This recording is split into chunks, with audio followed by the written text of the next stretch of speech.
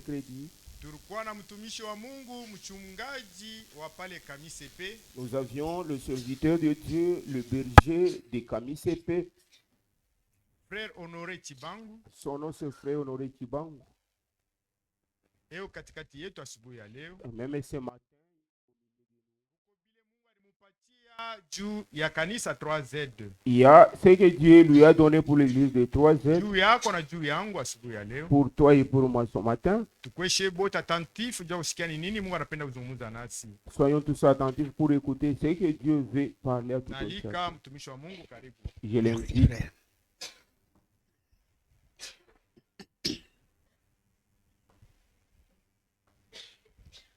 Que notre Dieu vous bénisse. Mungu wetu anibariki. Est-ce que vous êtes dans la joie? Eti muko mufuraha. Que Dieu soit loué. Mungu asifiwe. Qu'il vous bénisse. Mungu anibariki. Qu'il vous bénisse. Anibariki. C'est vrai. Nous, les enfants de Dieu, Si batoto ya Mungu, dans n'importe quelle circonstance, ingawa mumambo wala ajali kani, nous devons être toujours dans la joie. tunapaswa kuwa mpaka na furaha. Notre joie à nous, Furaha yetu sisi ce n'est pas parce qu'on a beaucoup d'argent, haina kusema tuko na makuta mingi on a beaucoup de biens, wala tuko na mali, puisque nous sommes venus au monde sans rien apporter. maana tuko na kwa dunia pasipo kitu, Nous sommes venus main vide. tuko na kuja pasipo kitu. C'est comme je l'ai souvent dit, Mpaka vile mine isemaka kila wakati, quand l'enfant sort du sein de sa mère, wakati mtoto anatoka tumboni mwa mama yake, il sort comme ça, les mains comme ça, eko natoka mikono ya kufunga, sans rien, ana na kitu, sans argent, pasipo fedha, sans habit, pasipo manguo, comme ça. eko na kwa mikono yiti ya kufunga. Et nous allons rentrer aussi dans la terre. Na tutarudia mudongo pasipo on ne va rien kitu, emporter. hatutabeba kitu hata kimoja. Nous sommes dans la joie. Tuko na furaha. La joie que nous avons, Furaha hii tuko nayo c'est la joie du salut. ni furaha ya wokovu. Bien-aimé, Wapendwa, il n'y a aucun magasin hakuna duga hata moja où vous pouvez aller acheter la vie. kule unaweza kwenda kuuza uzima, Non. hakuna. La vie, Uzima c'est la vie de Dieu. ni uzima ya Mungu. Et vous et moi, nous avons encore gardé en vie aujourd'hui. Mungu anatuchunga we na mie tena ya subuhi bazima. Combien sont morts aujourd'hui? Bangapi balikufa, Combien seront enterrés? bangapi balizikwa, Mais vous et moi, we na mie. Dieu nous garde en vie. Mungu anatuchunga bazima, Que son nom soit loué. jina yake isifiwe, Que son nom soit glorifié. jina yake itukuzwe. Moi, j'aime beaucoup chanter. Anapendaka kuimba. Je vous ai dit que moi, je conduisais les cantiques à Mampala d'avant, avant que ce soit Mampala. Mbele ya Mampala iwe Mampala alianza kutoma mimbo kwa C'est moi qui conduisais les cantiques. yeye ndio alianza kuongoza mimbo. Et je vais demander aussi avant de continuer, Mbele ya kuendelea nitalomba furaha mkubwa. kukwaya itumeko ile mwimbo furaha mkubwa. Furaha, furaha, furaha mkubwa. On chante un peu ça ensemble. Alléluia. Venez dans la joie, frères et sœurs. Amen. Dieu est notre Père. Mungu ndio baba yetu. Il nous a rachetés gratuitement. Alitukombola pasipo ya kumulipa bure bure tu. Nous avons chanté. Qu'est-ce qu'on va lui donner? Ni kumwimbia tu, ni nini ile tunaweza kumupatia? De glorifier toujours. Kumutukuza mpaka Chanter à sa gloire. tuimbe juu ya utukufu yake. Que Dieu vous bénisse. Mungu aibariki. Chorale.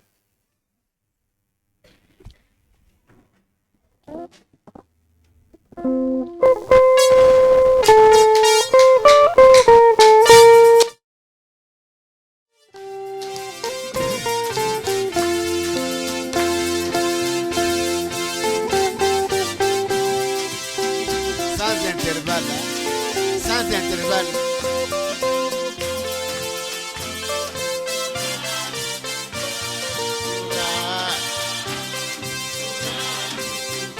Yesu Kristo aliniokoa.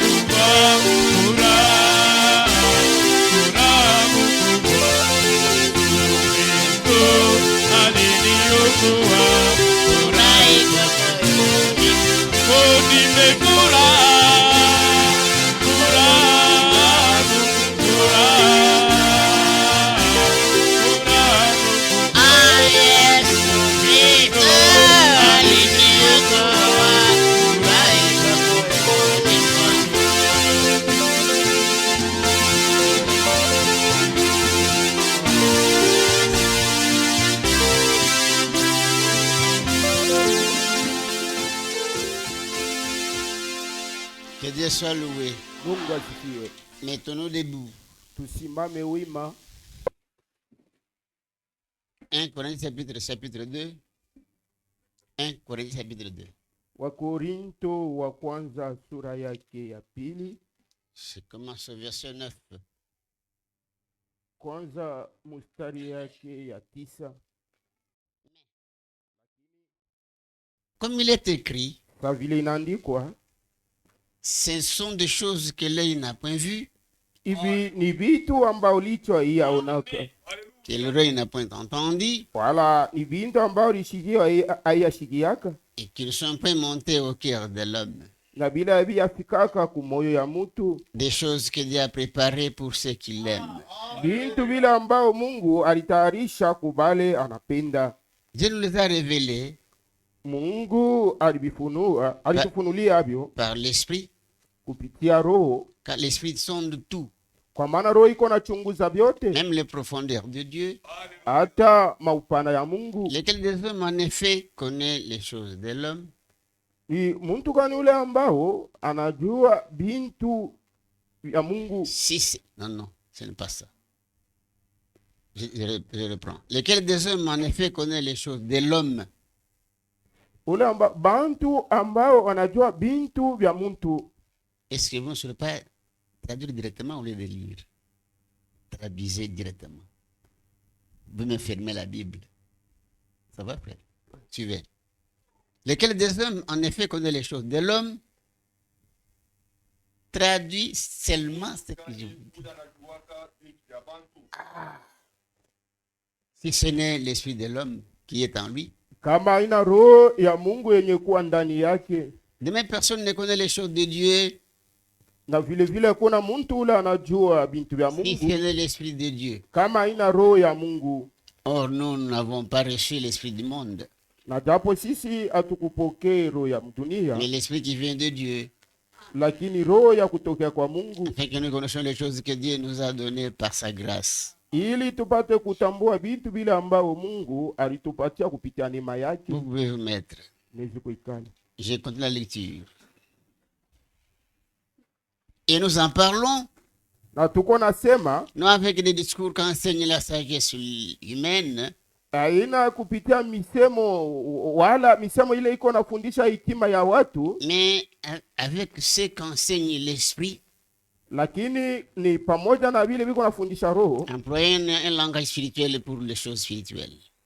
mukutumikisha usemi wa kiroho kupitia vitu vya kiroho. Mais l'homme animal ne reçoit pas les choses de l'esprit de Dieu, Lakini mtu nyama asipokea yake vitu vya roho vya kutoka kwa roho ya Mungu, car elles sont une folie pour lui, kwa maana vile vintu ni mazimu kwake et il ne peut les connaître, na hawezi kuivitambua, parce que c'est spirituellement qu'on en juge. kwa maana ni kupitia roho ndio beko naamua. L'homme spirituel au contraire, l'homme spirituel au contraire, l'homme spirituel au contraire, Muntu wa kiroho kinyume juge de tout, iko naamua vyote, et ni lui-même pas jugé par personne. na yeye asiamua wala kusambishwa na mutu, Car kwa maana qui a connu la pensée du Seigneur nani ule alitambua wazo ya Bwana pour l'instruire? ndio apate kumfundisha? Or nous, Na japo sisi nous avons la pensée de Christ. tuko na mawazo ya Kristo. Que Dieu bénisse sa parole. Mungu abariki neno yake.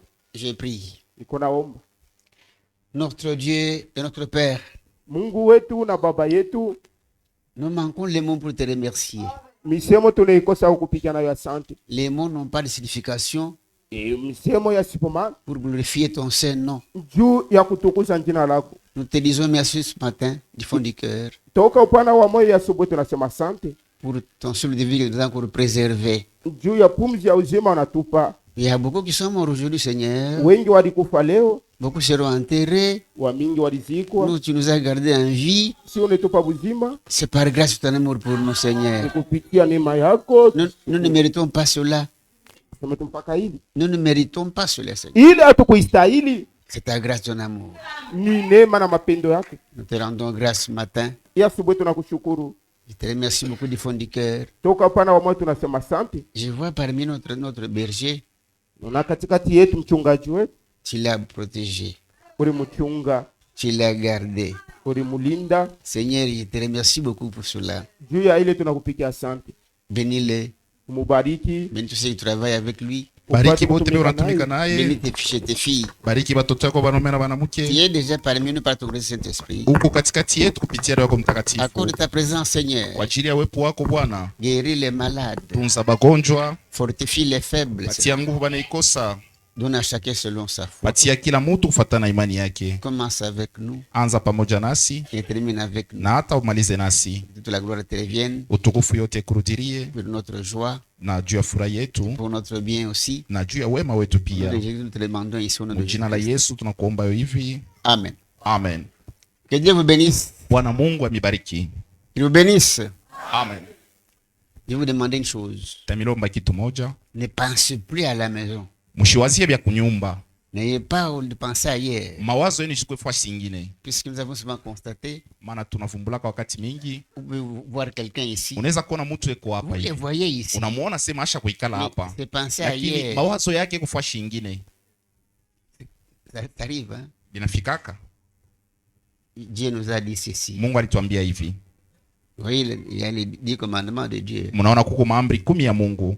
Parmi les 2 commandements, Katikati ya maamri 10, avec les enfants d'Israël, batoto wa Israeli, 10 commandements. maamri 10. Chacun devait accomplir tous les 10 commandements. Kila mtu alipasha kuitumia ile maamri 10. Mais personne Na hakuna mtu hata moja ne pouvait accomplir tous les 10 commandements. ula liwezi kuiweza yote. Dieu a ses calculs, hein? Mungu eko na hesabu yake. Pour Dieu, Juu ya Mungu 10 commandements. maamri 10. Quand vous accomplissez 9, Kama wewe unafanya 9, vous échouez 1, unashindwa moja, vous avez 0. ni kusema unapata sifuru.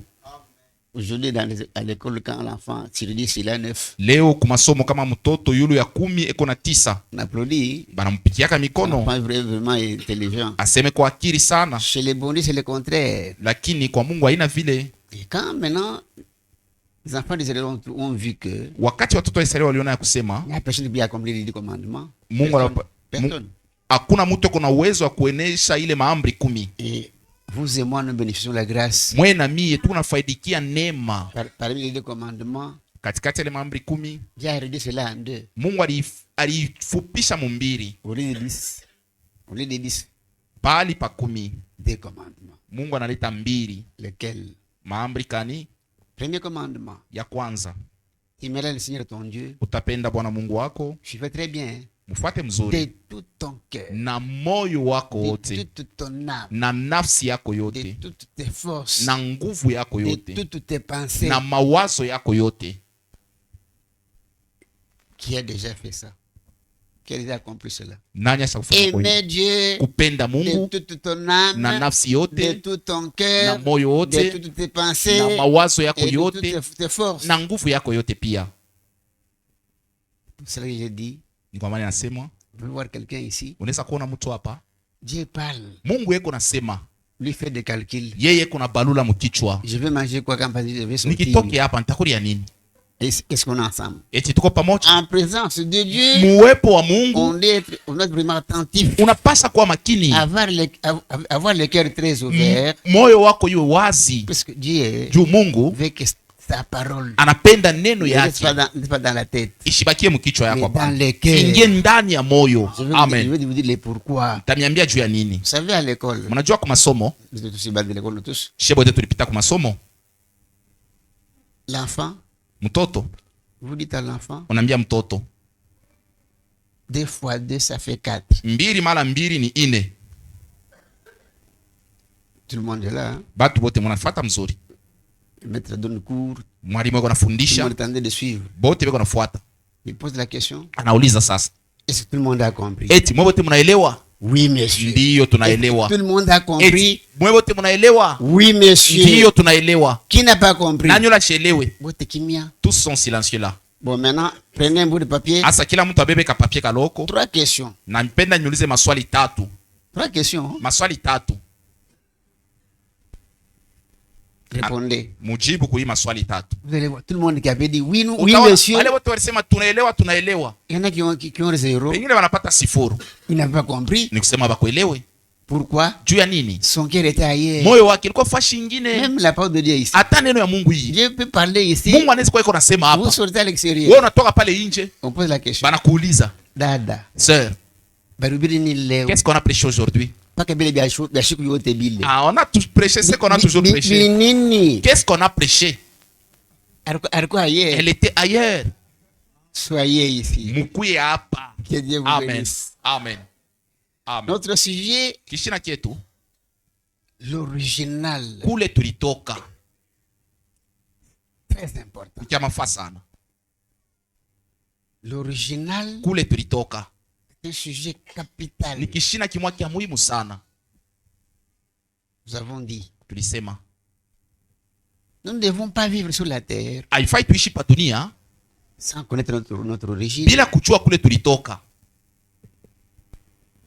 Nous ne pouvons pas vivre sur la terre Hatuwezi kuishi pa dunia sans connaître qui a voulu que nous soyons sur la bila terre. kujua ni nani alipenda tukuya pa dunia Et les pourquoi il est venu. na juu ya nini tuko hapa. Nous devons savoir ça. Tunapasha kubijua.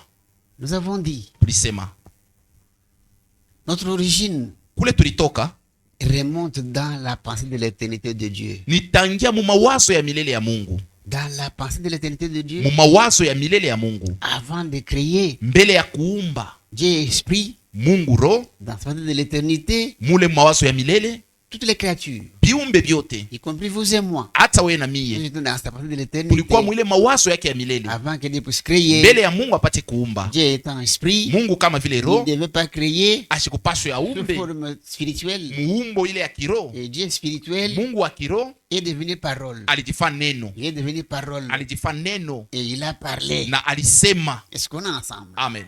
Que la lumière soit, Nuru iweko, que la lumière fut. nuru inakuyako, Hapana inakuyako. na nuru ikaja. Pas ikaja. Suivez. Que la lumière soit, Nuru iweko et la lumière fut. na nuru ikakuja. Ilikuyaka mu mawazo yake mule. Je ne sais pas si vous comprenez. Hein? Sijue kama mnaelewa. Non, vous n'avez pas bien compris. Amwelewe mzuri. Que la lumière soit, Nuru iweko la lumière fut. na nuru ilikuyaka. Ah, dans sa pensée là. Mu mawazo yake ilikuyaka. C'est très important. Amen.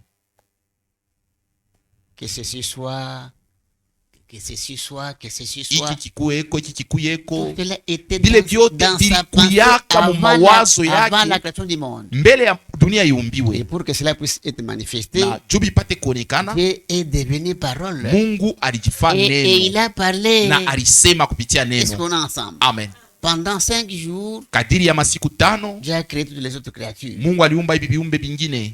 Mais pour l'homme, Juu ya muntu, le 6e jour, siku ya 6 l'homme, mutu, la dernière créature, de Dieu. kiumbe kya mwisho. Est-ce qu'on est ensemble? Amen. Une créature si merveilleuse Kiumbe kya damani sana devant Dieu. mbele ya Mungu. Dieu dit, Mungu akasema pour l'homme, juu ya mutu je l'ai créé différent de toutes les autres nita créatures. muumba wa kuachana na viumbe vyote. C'est mon fils. Huyu ni mwanangu. Est-ce qu'on est ensemble? Amen. Les produits finis de Dieu. Ile ndio ilikuwa wazo ya mwisho ya Mungu. Il dit l'homme, Akasema mutu je l'ai créé comme moi. niko na muumba sawa mie. Dieu est esprit, Mungu roho, Dieu est saint, Mungu mtakatifu, Dieu parfait, Mungu mkamilifu, Dieu éternel. Mungu wa milele. Il crée l'homme comme lui. Anaumba mutu sawa L'homme yeye. esprit, Mutu roho, l'homme éternel, mutu wa milele, l'homme saint, mutu mtakatifu, l'homme parfait comme mutu Dieu. mkamilifu sawa Mungu. Est-ce qu'on est ensemble? Eti tuko pamoja Dans un but, mkifukuzio kimoya. disons, Tusomeni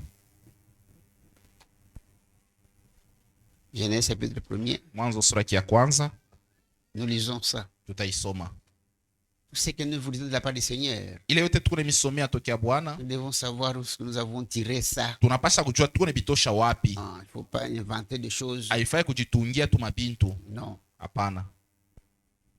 Prenons Genèse chapitre 1er, on commence au verset 26.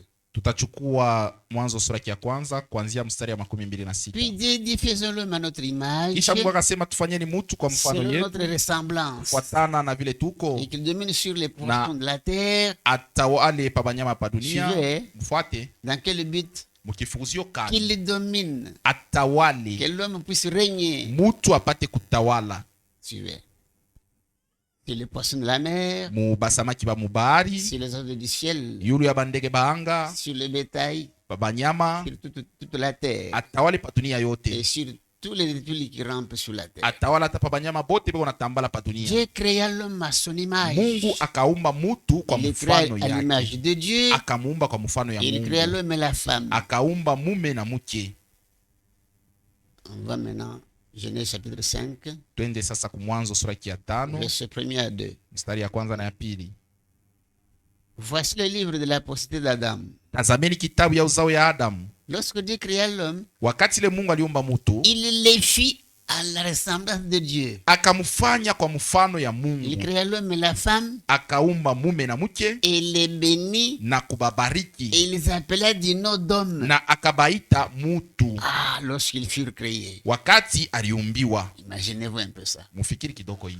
Les gens peuvent dire, Batu wanaweza kusema comme Adam était avec Ève là-bas, sa vile Adamu alikuwa na Eva mule. si vous regardez quand Dieu avait chassé Adam, Kama mnaangalia wakati Mungu alifukuza Adamu, ou quand il descendit pour chercher l'homme, wala wakati alishuka juu kutafuta mutu, Dieu n'a pas dit, Mungu asikuseme Adam, Adamu, où êtes-vous? muku wapi? Non, non. Hapana, Où es-tu? uku wapi?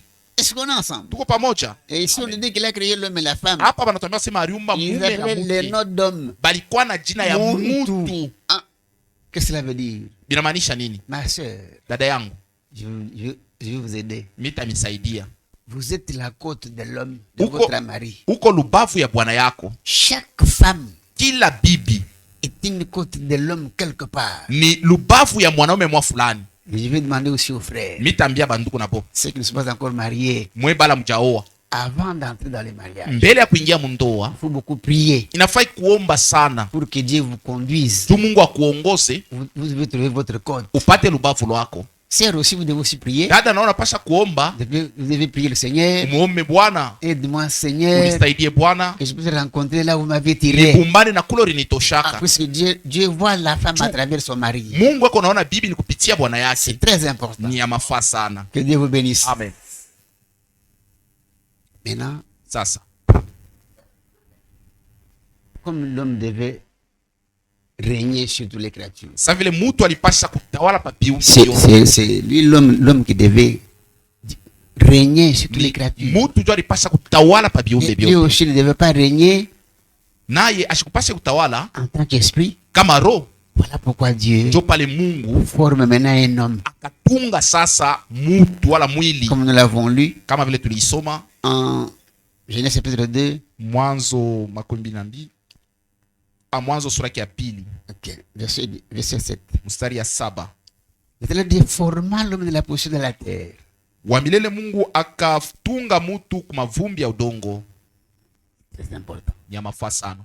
L'homme créé Mutu laliumbiwa à l'image et semblance de Dieu. kumfano na picha ya Mais Mungu. ici, l'homme Lakini hapa formé mutu ule avec banatunga la poussière de la na terre. vumbi ya udongo. Alléluia. Amen. L'homme était là. Mutu alikuwa pale Statue, kama kisanamu ya kukauka, sans regarder, akikwanze kuona, sans respirer, akikwanze kupumua, sans voir, akikwanze kuona, sans marcher. akikwanze Une kutembea. statue. Kilikuwa ni kisanamu kya kukauka. Dieu vient. Mungu akakuja Son souffle de vie. na pumzi yake ya uzima. Continuons. Tuendeleshe.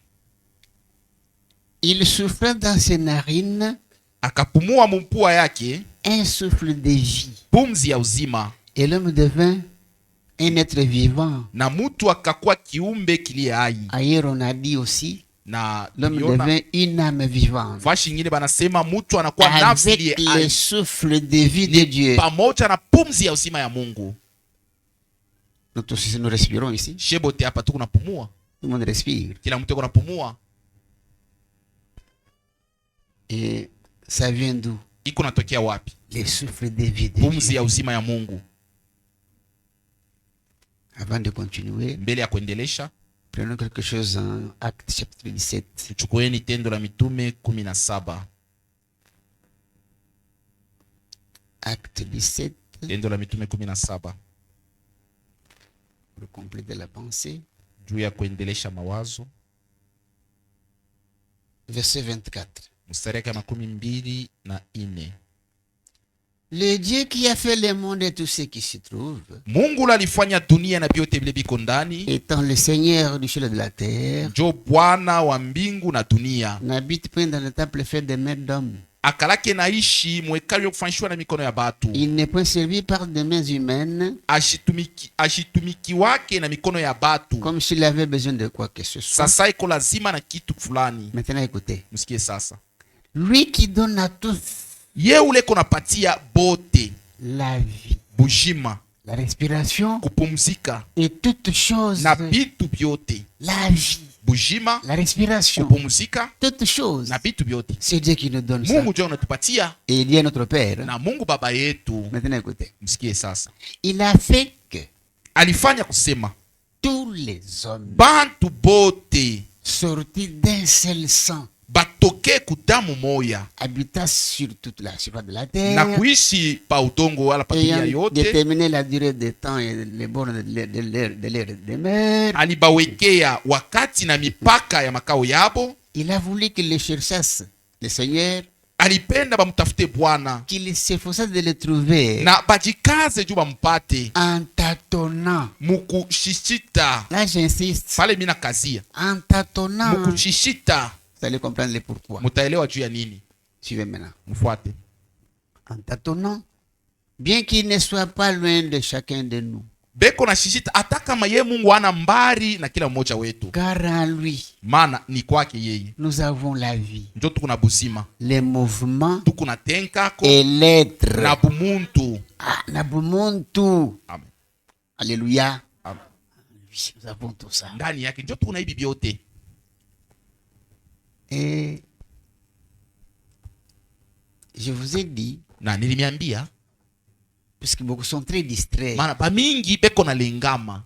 il y en a qui marchent, Mwingine utaona kuna tembea asa kuvimba kilari. il trouve, il a beaucoup de gens, de biens, Eko na mali ya mingi. tout le monde est pauvre pour lui. Juu yake bantu bengine bote ni bamaskini. Asa kuvimbisha kilari. Il respire, hein? Eko na pumzika. Les souffles de vie de Dieu. Na pumzi ya uzima ya Mungu. Je vous ai dit, Nilimiambia nous devons très bien gérer ce souffle de vie. tunapasha mzuri kuchunga hii pumzi ya uzima. Chacun de nous doit Kila très bien gérer mmoja le wetu souffle de vie. anapasha kuchunga mzuri pumzi ya uzima. Pourquoi? Juu ya nini? Nous aurons des comptes à rendre. Juu inafai tujibie. Je vous donne son souffle de vie. Mungu anakupatia pumzi yake ya Vous uzima. commencez à injurier les gens. Unaanza kuchambula nayo bantu, Vous volez. unaanza kuiba nayo, Vous tuez. unaanza kuua nayo, Avec l'esprit de Dieu. na ile pumzi ya Mungu Utasamba. tu seras jugé. Je vous demander un jour. Mungu atakuuliza Qu'est-ce siku que moja, vous avez fait avec ile votre vie? pumzi yangu mimi nilikupatia ulifanya kunayo nini? Usharati. Tu étais adultère, Bulevi. tu étais ivrogne. Dada. Sœur, Tamisaidi. je vais vous aider. On vous prend en mariage Banakuoa une année. mwaka ya kwanza, Deuxième année. mwaka ya pili Sans enfant. auzali, Troisième année. mwaka ya tatu Même les membres de la famille commencent à s'inquiéter. banamemba bajamaa banaanza kusemasema Tu es tellement gagné. c'est quel problème avec notre enfant. 4 ans. Mwaka ya ine Sans enfant. hakuna mtoto,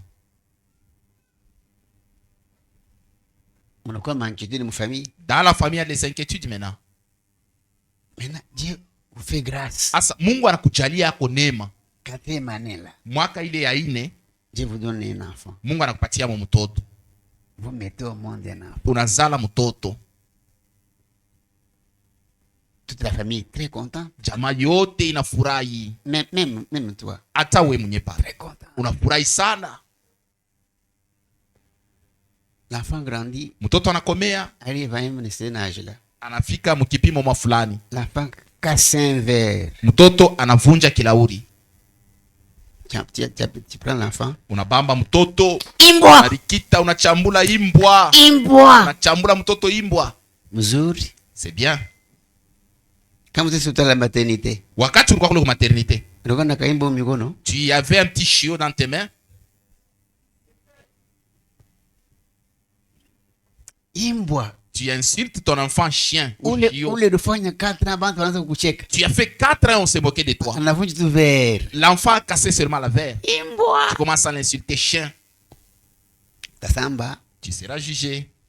Ce sont des injures, hein. Ni matushi. C'est un péché. Ni zambi. Utatubu sagani. Quand est-ce que tu vas te repentir? Alléluia. Amen.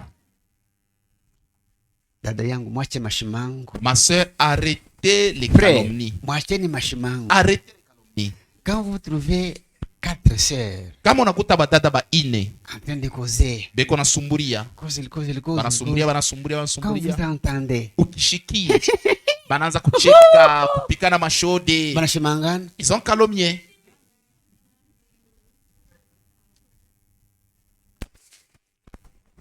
Dieu peut vous surprendre. Mungu anaweza kumishutusha, Mnashimangana vile, calomnier comme ça. mwenyewe mnashimangana Celui atokelea qui me pale. calomnier apparaît là-bas. Dada yenu Votre sœur, atokelea pale. elle vient là-bas. Dada, Mungu akubariki sana. Frère, que Dieu te bénisse. Na mashimango, Avec les calomnies, mwache mashimango. laissez les calomnies. Mwache.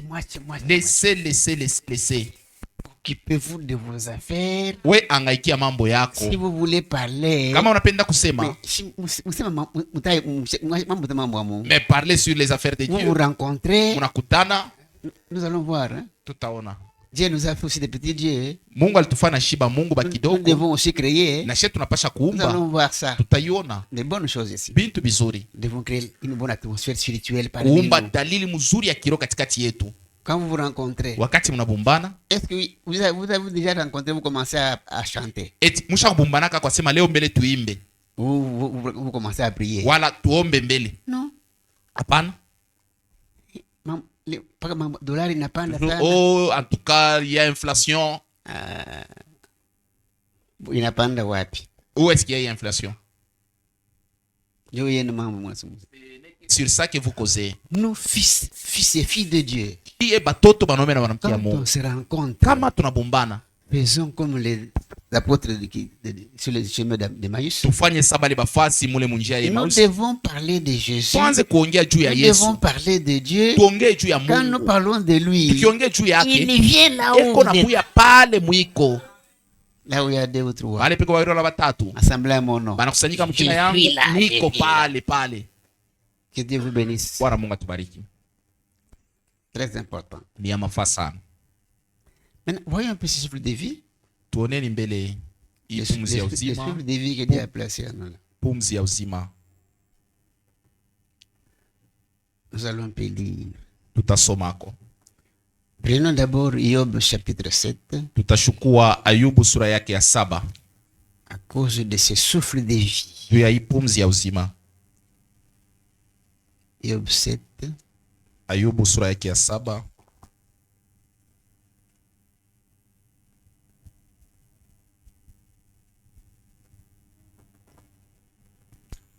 Je prends le verset 7. Mstari yake ya 7. Pumuzi ya Mungu ile anakupatia wewe na mimi. Le souffle de Dieu, de vie que Dieu t'a donné, m'a donné aussi. Souviens-toi. Kumbuka. Ça c'est Job qui parle. Ni Ayubu eko nasema. Souviens-toi Kumbuka que ma vie ya kusema maisha yangu est un souffle. ni pumzi. Ma vie, votre vie à moi. Maisha yangu mie. Si ni ile mpepo Mungu aliweka, C'est le souffle que Dieu a son mis. souffle de vie là. Pumzi yake ile ya uzima. C'est ça notre vie. To maisha yetu. Mes yeux ne reverront pas excusez-moi. Le bonheur. Macho yangu haisaona heri. Est-ce qu'on est ensemble? Eti tuko pamoja. Sans souffle de vie. Bila pumzi ya uzima. Uko tu statue. Bila un statuette. On continue. Nous continuons la lecture. Tutaendelea na kusoma. Prenons aussi Job Tutachukua tena pa kitabu cha Ayubu 12. 12. Le souffle de vie. Pumzi ya uzima. On prend le verset 10. Tutachukua mstari yake ya 10. Dieu, Mungu il tient dans sa main asa kubamba mu mkono yake l'âme de tout ce qui vit, nafsi ya bale bote beko na ishi, le souffle de toute chair d'homme. pumzi ya mwili yote ya mutu, maisha yetu na mii ta vie et ma vie iko mu mikono ya est entre Mungu. le maître de Dieu. Amen. Kama munaiwaka vile, Si tu le sais, amutongopa mpushi, tu ne vas pas craindre un chat, amutongopa tu fuifu. ne vas pas craindre les hiboux. Ya un jour, Koko shiku moya, la nuit, ushiku, l'hibou a attrapé une souris. mfuimfui anabamba mpanya, Il est venu se planter sur le toit. anakuwa kuikala naye pamalata, Hibou, mfuimfui en train de croquer les souris, anaanza sur la kuria, souris. anaanza kuria mpanya. Mwenyewe mule dada na frère baliku yamu. Dans la maison, il y avait le frère et la sœur. Sans effet, sans Hauna na uwezo, hauna na uwezo, hauna na uwezo. boka, Tu- sans sema effet. pera, hauna na uwezo. Kama unasema maisha yako mikono ya Mungu, Si tu sais que ta vie entre les mains de Dieu, hautongopa. tu ne peux pas craindre les hiboux. Pusha analia Les hivi. gens en train de miauler. Ça Oh, fait- hauna na uwezo, hauna na uwezo. Ah. Est-ce que pusha takukuria? Est-ce que les chats peuvent te dévorer? Nous allons raconter une histoire, hein? Batufasiria karishi moya, Un frère nduku moya, très assidu dans la parole. mwenye kukankamana sana muneno. Un jour, Siku moya il s'est levé le matin, analamuka asubuhi, il sort anatoka nje devant la porte, mbele ya mlango, une poule morte anaona nkuku wa kufwa, avec des branches là. analuka na mamichimichi washa kuweka pale, À la fenêtre, hein? anaenda kufenetre, Appelez-moi le pasteur. munitie mchungaji, Appelez-moi le pasteur. munitie mchungaji. Le pasteur est venu. Mchungaji anakuya, Frère, qu'est-ce qu'il y a? ni nini ndugu yangu? Pasteur, vous ne voyez pas ce qu'il y a? Auone pa mlango pale, angalia pale. Pasteur, Le pasteur a regardé la tiki, je vois c'est une poule morte. asa mimi naona nkuku wa kufwa hapa. Vous n'en pas. C'est pourquoi tu as peur. Si c'était permis Kama iliruhusiwa que nous puissions manger des choses étouffées, tukule vitu vya il n'est pas si kujikufuria, beau une coupe de je kumukuria. devrais prendre ce poulet et aller le manger. Kuku mwenye kufwa Un pour mort na bimayani avec des herbes. ndio uanze Maintenant tu commences, unashinda kutoka nje. tu manques même à sortir dehors. Au ya hiyo si maisha yako. Ne sais-tu pas que ta vie Ni Mungu anachunga. est entre les mains de Dieu? Frère, nous Ndugu, devons être convaincus, tunapasa kuhakikishiwa, être sûrs tuwe na uhakikisho nos vies. ya kusema maisha C'est yetu dans la main de iko mu Dieu. mikono ya Mungu. C'est ce qu'il nous dit ici. Ndio ile Biblia inatuambia Mais hapa. pourquoi craindre? Asa boka ni kwa nini? Ndugu tu moya na yeye alikuwa dada moya mpango yabo muko Une, kimuchi kimoya kilikaki basi kukata kikumpana. une sœur aussi dans leur parcelle, Anakionaka siku yote. il y avait un arbre qui était tombé. Tous les jours, elle voit cet arbre. Atoka busiku pako na kile kimuchi. Mais un jour, elle est sortie la nuit, elle a vu cet arbre-là, elle a pris fuite. Je vous dis ceci. Neniambia hivi, Il tient dans sa main ni mwenye kubamba kubeba mu l'âme mikono de yake tout ce qui vit. nafsi ya kyote kile kiko Il naishi, tient dans sa main mwenye kubeba mikono les yake souffles de toute chair d'homme. pumzi ya kila mwili ya mutu. Ne craignez rien. Musiongope kintu. Par contre, ne vile bizi basi kutongopa shi. Ce sont ces choses qui doivent nous craindre, nous. Que Dieu vous bénisse. Amen. Nous avançons. Tunaenda kumbele, On prend aussi Job 27. tutabeba tena Ayubu 27, Les souffles de vie, pumzi ya uzima. quand je vous dis vous devez bien les gérer, Kama nasema mnapasha kuichunga vous mzuri, devez comprendre le pourquoi nous disons ça. unapasha kujua ni juu ya nini tuko nasema vile. Prenons 27, Ayubu 27 versets 3 à 4. mstari ya 3 na ya 4. Aussi longtemps que j'aurai ma respiration Wakati yote ile mitakuwa na pumzi, et que le souffle de Dieu sera dans mes narines, na pumzi ya Mungu itakuwa mpua yangu, suivez. mfuate. Mes lèvres Milomo yangu ne prononceront rien d'injuste. haiwezi kusema kizalimu, Ah, ma langue ne dira rien de faux. lurimi yangu haiwezi kusema bongo. Mambo iko hapa. Le problème est ici. Aussi longtemps que vous respirez. Wakati yote huku naishi, Hapana kusemakanya bintu. ne faut pas parler des choses. Hapana kusemakanya Ne bintu. parle pas des choses injustes.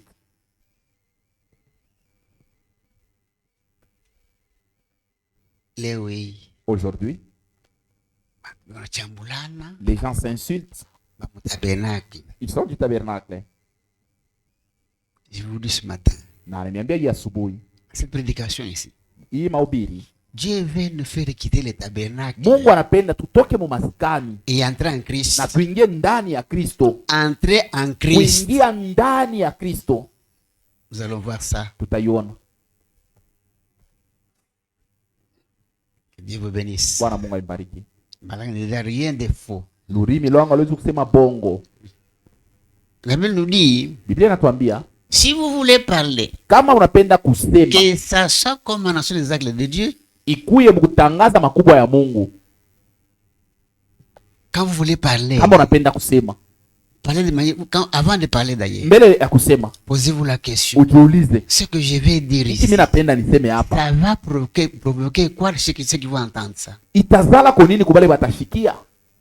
Nous devons contrôler notre langue. Unapasa kuchunguza lurimi yako. Nous allons voir un peu la langue dans la prédication. Tutaona lurimi muhimu mahubiri yote. C'est la langue qui fait que vous et moi, Lurimi ndio unafanya weye na mie aujourd'hui, leo, même sur le tabernacle, hata kama kwa mtabernacle, c'est que sont dans nos bouches, ile kunatoka mubinwa on ne byetu, peut pas, les gens ne peuvent pas comprendre que nous sommes fils de Dieu. bantu abezi kuelewa sasa tuko batoto ya banaume na banamke ba Mungu. Ni de parler seulement. Kusema tu kwako Les kule, actes que nous posons. matendo ile tuko Est-ce que naonesha, les gens peuvent Et- voir que nous sommes fils de batu Dieu? banaweza kuona sema hapa ni batoto ya Mungu. Prenons d'abord l'exemple de Pierre. Tuweme mfano ya Petro. Pierre, Petro quand on avait arrêté Jésus, pale balimfungaka Yesu, il suivait la foule. Hein. alianza kufuata kule, balianza kwenda Il naye, faisait très froid. kulikuwa baridi Là où ils étaient assis, pale, balikuwa benye kuikala. Jésus était quelque part. Yesu balikuwa naifashi mwa fulani Quand Pierre a essayé de parler, pale, Petro alisema, on a découvert qu'il était banavumbula de ya Jésus. kusema huyu naye ni wa mwile nkunji ya Yesu. On lui a dit, Banamwambia toi tu es de ce groupe, hein? na woku wa mwile nkunji ule basha kubamba, Il a nié anabisha 3 fois. mara 3 Parce que Jésus lui avait dit, juu Yesu alimwambiaka, quand Jésus avait dit à ses disciples, wakati Yesu alimwambia banafunzi moi que yake, vous voyez ici, niye huyu muko je naona huyu serai arrêté par des mains impures. batanibamba ku batu On bachafu, va me faire souffrir bataniteswa et même on va me tuer. na hata bataniua. Vous savez ce qui s'est passé? Mnajua ile ilipitikana, Pierre, Petro il prend Jésus à côté. anamkokotea Yesu kumpembeni. Unasema nini? Qu'est-ce que tu as dit? Wewe ukufu wewe. Toi, tu Hauta peux mourir. kufuata, Non, wewe, toi, tu ne hauwezi mourras kufuata. pas, tu ne peux pas mourir, toi. Tena mimi nakuonesha. Je t'assure. Mimi nakupenda sana. Moi, je t'aime beaucoup. Hein. Nitakufuata Je fashi vais te yote. suivre partout. Yesu aseme Jésus a dit, oh, mawazo ya kimuntu. ça c'est la pensée Wewe charnelle. hautanifuata Tu ne partout. peux pas me suivre partout. Est-ce qu'on est ensemble? Amen. La nuit, Bushiku. il prend ses disciples. Mbele ya bafasi baki. Il les prend. Anababeba. Gethsemane. Qu'est-ce que tu as dit? Gethsemane. Ah, Gethsemane. Il dit bon, Asema mzuri. mettez-vous là. Mwikale pale. Moi aussi, je me mets assis ici. Na mie hapa. Prions. Tuombeni. Est-ce qu'on est ensemble? Amen. Mais ça n'a même pas fait 1 heure. Abakufanya hata saa moja. Jésus quitte là où il était. Yesu anatoka pale alikoe. Tout le monde a déjà Anakuwa kubalengela endormi. basha kulala Déjà peko na ongoloma. endormi. Tous. Bote. Il n'a pas réveillé tous. Ashikubalamushe bote. Il est allé voir Pierre. Anaenda kwa Petro. Pierre, Petro. réveille-toi un peu. Lamuka, wewe ndio sote nipata fashi yote. Tu m'as dit que tu vas me suivre partout. Wewe sote nipata fashi yote. Dans la prière ici. Mu maombi tu Même pas unaniacha. 1 heure. Saa moja Pas tu. 1 heure de prière. Saa moja tu. Alléluia. Amen. Pierre voulait faire aux autres Petro alipenda kwambia que wengine. lui aimait plus Jésus. Ya kusema yasha kumpenda Yesu kubashindia. Hapana kuwa na Il ile ne masentiment faut ya. pas avoir de tels sentiments. Faut pas avoir Amen. des tels sentiments. Amen. D'abord, il n'y a personne qui a aimé Dieu. Hakuna mtu anampenda Mungu. C'est Dieu qui nous a aimés. Mungu ndio alitupenda. Amen. Alléluia. Amen. C'est Dieu qui nous a aimés. Mungu ndio alitupenda. Alléluia. Amen. Alors, je voulais vous demander, Mimi nipenda kumilona. avant de parler, Mbele ya kusema. pesez d'abord. Pima mbele. Ça va quand Kama hivi vitu vinatoka est-ce qu'il bakibishikie. peut, il peut croire que moi je suis de Jésus? Banaweza kuichika sema ni kuwa Yesu. Même les actes que nous posons. Hata matendo yenye Est-ce que quand je unafanya. pose cet acte, Nikifanya hii matendo les hii. gens disent que moi je suis de Jésus? Watu wanaosema niko wa Yesu. On n'a pas le temps de faire ça. Hatuna nasaa ya kufanya vile. Alléluia. Amen. Très grave. Ni hatari sana. On connaît la lecture. Hein? Tuendeleshe na kusoma. Job 32. Ayubu 32. J'aime que ceci vous pénètre Mimi napenda hii mingie mzuri pour que vous puissiez comprendre l'importance C'est sur le devis qu'il a placé en juu vous. mwelewe mafaa ya ile pumzi ya bujima Mungu Nous alinipatia. devons vraiment savoir comment gérer ça. Tunapasha kujua namna ya kuichunga. Apart tufanye vitendo vingine kusema mambo mengine, Parler ou faire d'autres choses Yesu anapata aibu. pour mettre la honte sur Jésus. Ndio mtoto yako huyu. C'est ça ton enfant. À cause de ce que vous avez parlé de mal, Kwa ajili ya kile kibaya ulisema, à cause de vos actes que vous avez posés, kwa ajili ya matendo yako mubaya il ne calme pas ulifanya, avec la volonté de Dieu. aiambatane na mapenzi ya Mungu. 32, Ayubu 32. je commence au verset 7. Nitaanza kwa mstari yake ya 7. Suivez. Mfuate. Ça c'est, en tout cas, Yob a connu des histoires. Ayubu alipitia mambo. Ça c'est Elihu qui parlait. Huyu Elihu. ni Elihu alikuwa anasema. Ce qui te disait ami de Bale balikuwa anasema barafiki ya Ayubu. de Yob. Yob était très riche, hein? Ayubu alikuwa mtajiri sana. Très riche. Mtajiri sana. De biens. Alikuwa na mali mingi. Et avec des enfants. Na batoto. Ils sont ensemble. Amen. Mais quand Job est tombé malade, Pale Ayubu aligonjwa, ses amis barafiki yake ont commencé à le critiquer. banaanza kumdharau. Frère, Ndugu, mes sœurs, badada yangu, le prophète nous dit, nabii anatuambia il n'y a sur la terre aucun homme qui a déjà souffert comme Job. pa dunia yote mjima hakuna mtu anaweza kuteswa sawa Ayubu. Personne. Hakuna hata mtu moya. Tous les biens, Mali yote, vaches, chèvres, moutons, bangombe, bambuji, bangondolo, les mêmes jours, siku moya perdus, vyote vinapotea. les mêmes jours, Siku moya 10 enfants, batoto 10 les mêmes jours, siku moya sont morts tous ce même jour. wote banakufa siku moya. 10 enfants, Batoto 10, 10 cercueils, hein? masanduku 10 pale. Est-ce qu'on est ensemble? Amen. Vous et moi aujourd'hui, Mwenye na mie leo Dieu vous a donné 5 enfants, Mungu anakupatia batoto 5, il prend un anabeba hapo tu moya à la morgue. kule ku morgue. On va de Oh Dieu, tu n'es pas miséricordieux. Tu n'es pas miséricordieux. C'est toi qui es miséricordieux. Dieu, Mungu, c'est ça même la miséricorde. il a donné, il a pris. Alileta anabeba. Alléluia. Amen. Sa femme va voir Yob. Bibi yake anaenda kumwona Ayubu. Nakushangaa sana wewe. En tout cas, tu m'étonnes. Mungu kaniona mimi wewe. Quel Dieu que tu crois toi? Unaamini Mungu. Toi tu crois Dieu.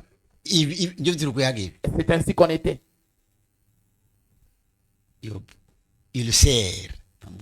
Bilonda. Bibi mpa Mungu yote. Surtout son corps. Alivoa lansaka. Il a porté les sacs.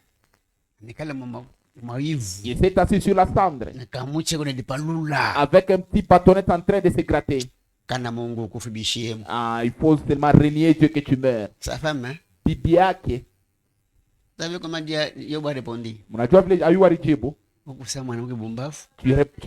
Tu agis comme une femme insensée. Simakanye bintu awi. Bile bintu tulikuwa na bishi Mungu ndio alileta. Les choses qu'on avait, c'est Dieu qui nous a donné. Yeye mwenyewe anabeba. Il a repris encore. Kesho soit loué. Il n'a qu'isifiwe. Dieu vile na wewe. C'est ainsi que tu peux répondre toi aussi. Alléluia. Amen. Grave. Il est dit. Anasema. Maintenant Elihu était venu aussi voir Eli unaerwa kumwona Ayubu. tous ces gens qui critiquaient Yob là. Wale watoto walikuwa wanamdharau Ayubu. Ils aussi écouté. Na wao wanasikia. Écoutez ça. Pas possible ça. Sema hii ni mambo gani? Suivez. Mfuate. Les vous allez lire à la maison. Vous allez lire à la Mtenda maison. kusoma hivi vingine kunyumba. Il dit ceci. Anasema hivi. Je disais à moi-même. Nilikuwa nasema ndani yangu. Les jours parleront. Siku itajisemea. Mashiku itajisemea. Les jours parleront. Mashiku itajisemea. Le grand nombre des années enseignera la sagesse. Wingi bwa miaka butafundisha hekima. Mais en réalité, Lakini hakika dans l'homme, ndani ya mutu c'est l'esprit qui compte. ni roho C'est ndio kuna baluriwa. l'esprit. Ni roho. Pas le nombre d'âge. Haina bwingi bwa miaka. Non, non. Écoutez. Hapana. L'esprit du très haut puissant, du tout puissant. pumzi ya ule aliye na uwezo yote, qui donne l'intelligence. mwenye kuleta akili. Ce n'est pas l'âge qui procure la sagesse. Haina bwingi bwa miaka ndio kunaleta Ce n'est pas akili. la vieillesse qui rend Aïna. capable de juger. Buzee ndio batasema huyu anawezi kukata mambo. Ça, c'est Dieu Ni lui-même. Mungu ye mwenyewe. Alléluia. Amen. Nous continuons la lecture. Tuendelea na kusoma. C'est très important. Yob 33, Ayubu 33. prends le verset 4. Tawa mstari yake ya 4. Suivez. L'Esprit de Dieu m'a créé Roho ya Mungu iliniumba et le souffle du Tout-Puissant m'anime. na pumzi ya ule aliye na uwezo yote njoo kunafanya nitenke. Ah! Quand il a été formé, l'homme, Wakati mtu alitungwa t'as vu? alikuwa wa kukauka. Il a fallu qu'il devienne souffler Ilifai Mungu aweke pumzi yake pour que l'homme ndio soit animé, mtu atenke pour sasa, que l'homme puisse parler. mtu aanze kusema. Voilà pourquoi je vous ai dit ici, Ndio pale nilimiambia nous sommes tous les dessins animés de Dieu ke bote tuku bantu bale beko natenka juu ya pumzi ya Mungu, avec son souffle de ni vie. juu ya pumzi yake ya uzima. Amen. Amen. Que Dieu vous bénisse. On va, en tout cas, il y a beaucoup à lire, Bya kusoma biko bya mingi, mais nous devons lire. lakini tunapasha kusoma.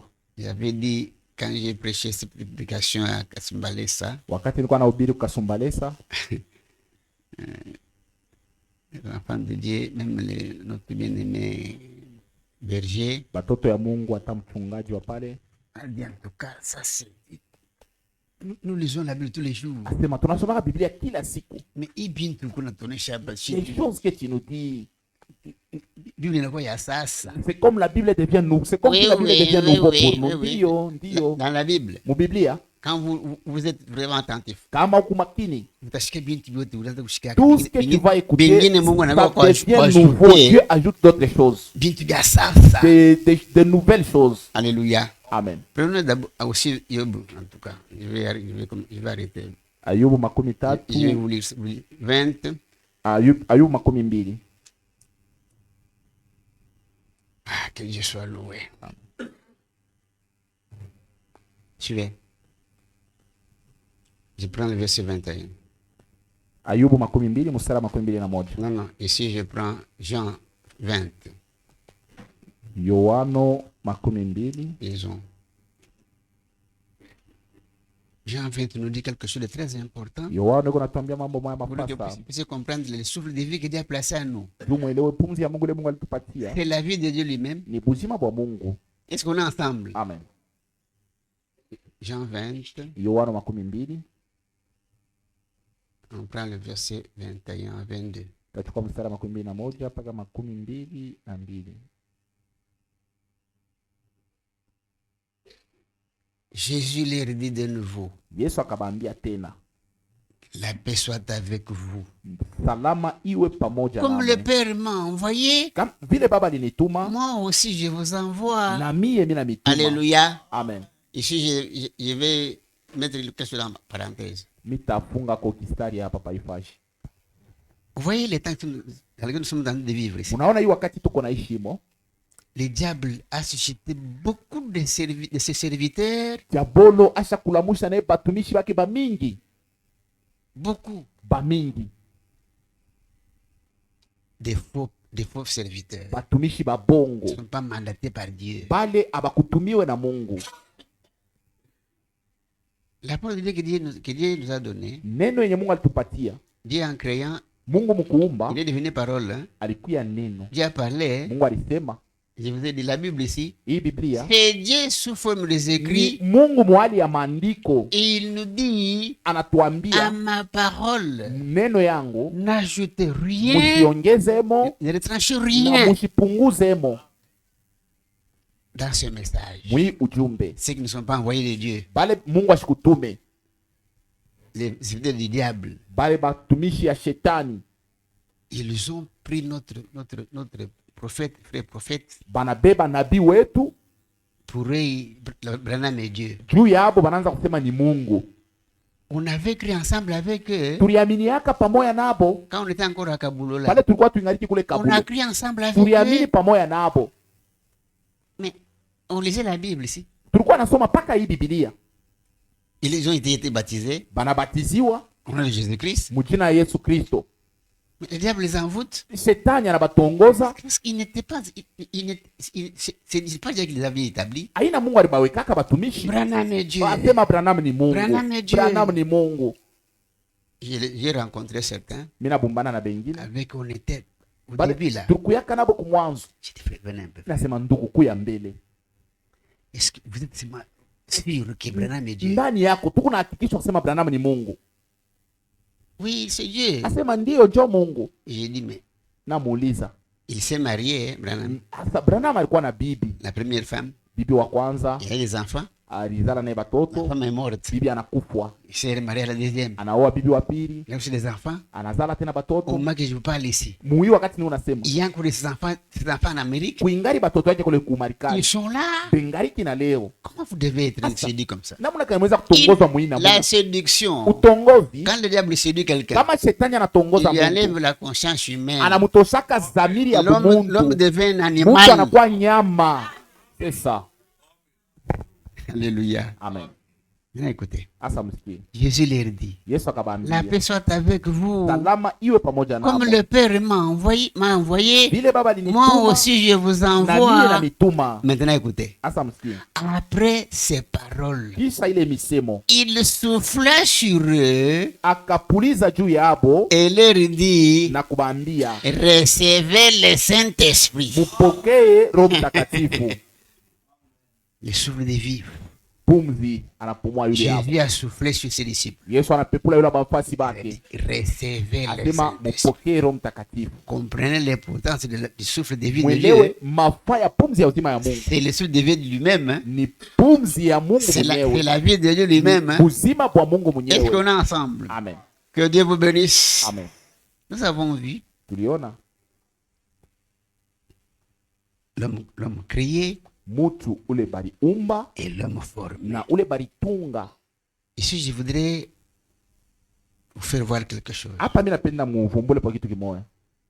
Vous savez comment le péché et la mort sont entrés dans le monde? Mnajua vile zambi na lufu iliingia mudunia? Vous savez ça? Mnajua ile? Je vais vous montrer une chose. Nitaniambia kitu moja.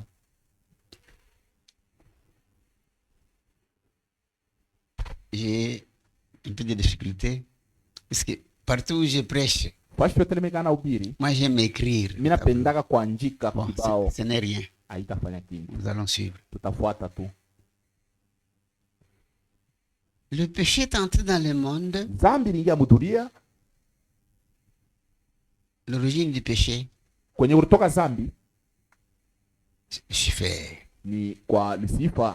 Le péché n'a pas commencé sur la terre. Zambi haikuanzia pa dunia, Le péché a commencé au ciel. ilianzia kumbingu. Lucifer, Lucifer, un ange de lumière. malaika wa mwangaza wala wa nuru. Partout où Dieu était Fashi yote ile Mungu alikuya pour créer, juu ya kuumba, lui était à côté. alikuwa kupembeni. L'ange de lumière. Malaika wa nuru Dans sa pensée, mu mawazo yake il dit quand Dieu va terminer la création, sema kama Mungu anaisha kuumba, il va me donner aussi ma part. atanipatia mwana bibi yangu.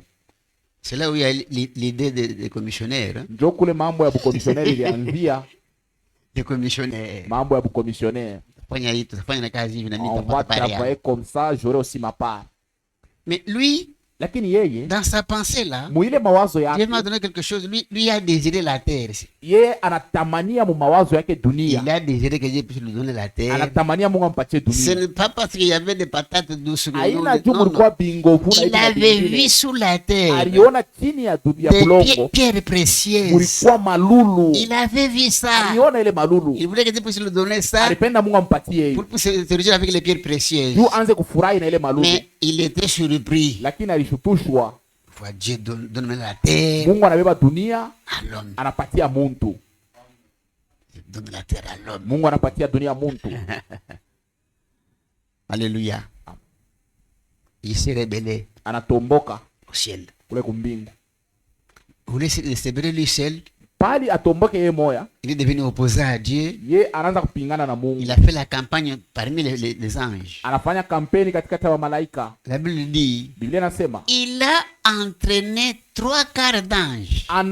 kokota kipande tatu yulu ya Il met ine, 3/4 d'ange. kipande tatu yulu ya ine. Banakuwa ba opposant ba Mungu. Ils se sont opposés à Dieu. Mungu alibaki na ngapi? Dieu est resté avec combien? 1/4. Kimoya yulu ya ine. Mungu anaita, anamwita. Dieu l'a appelé. C'est moi qui t'ai créé. Minjo nilikumba.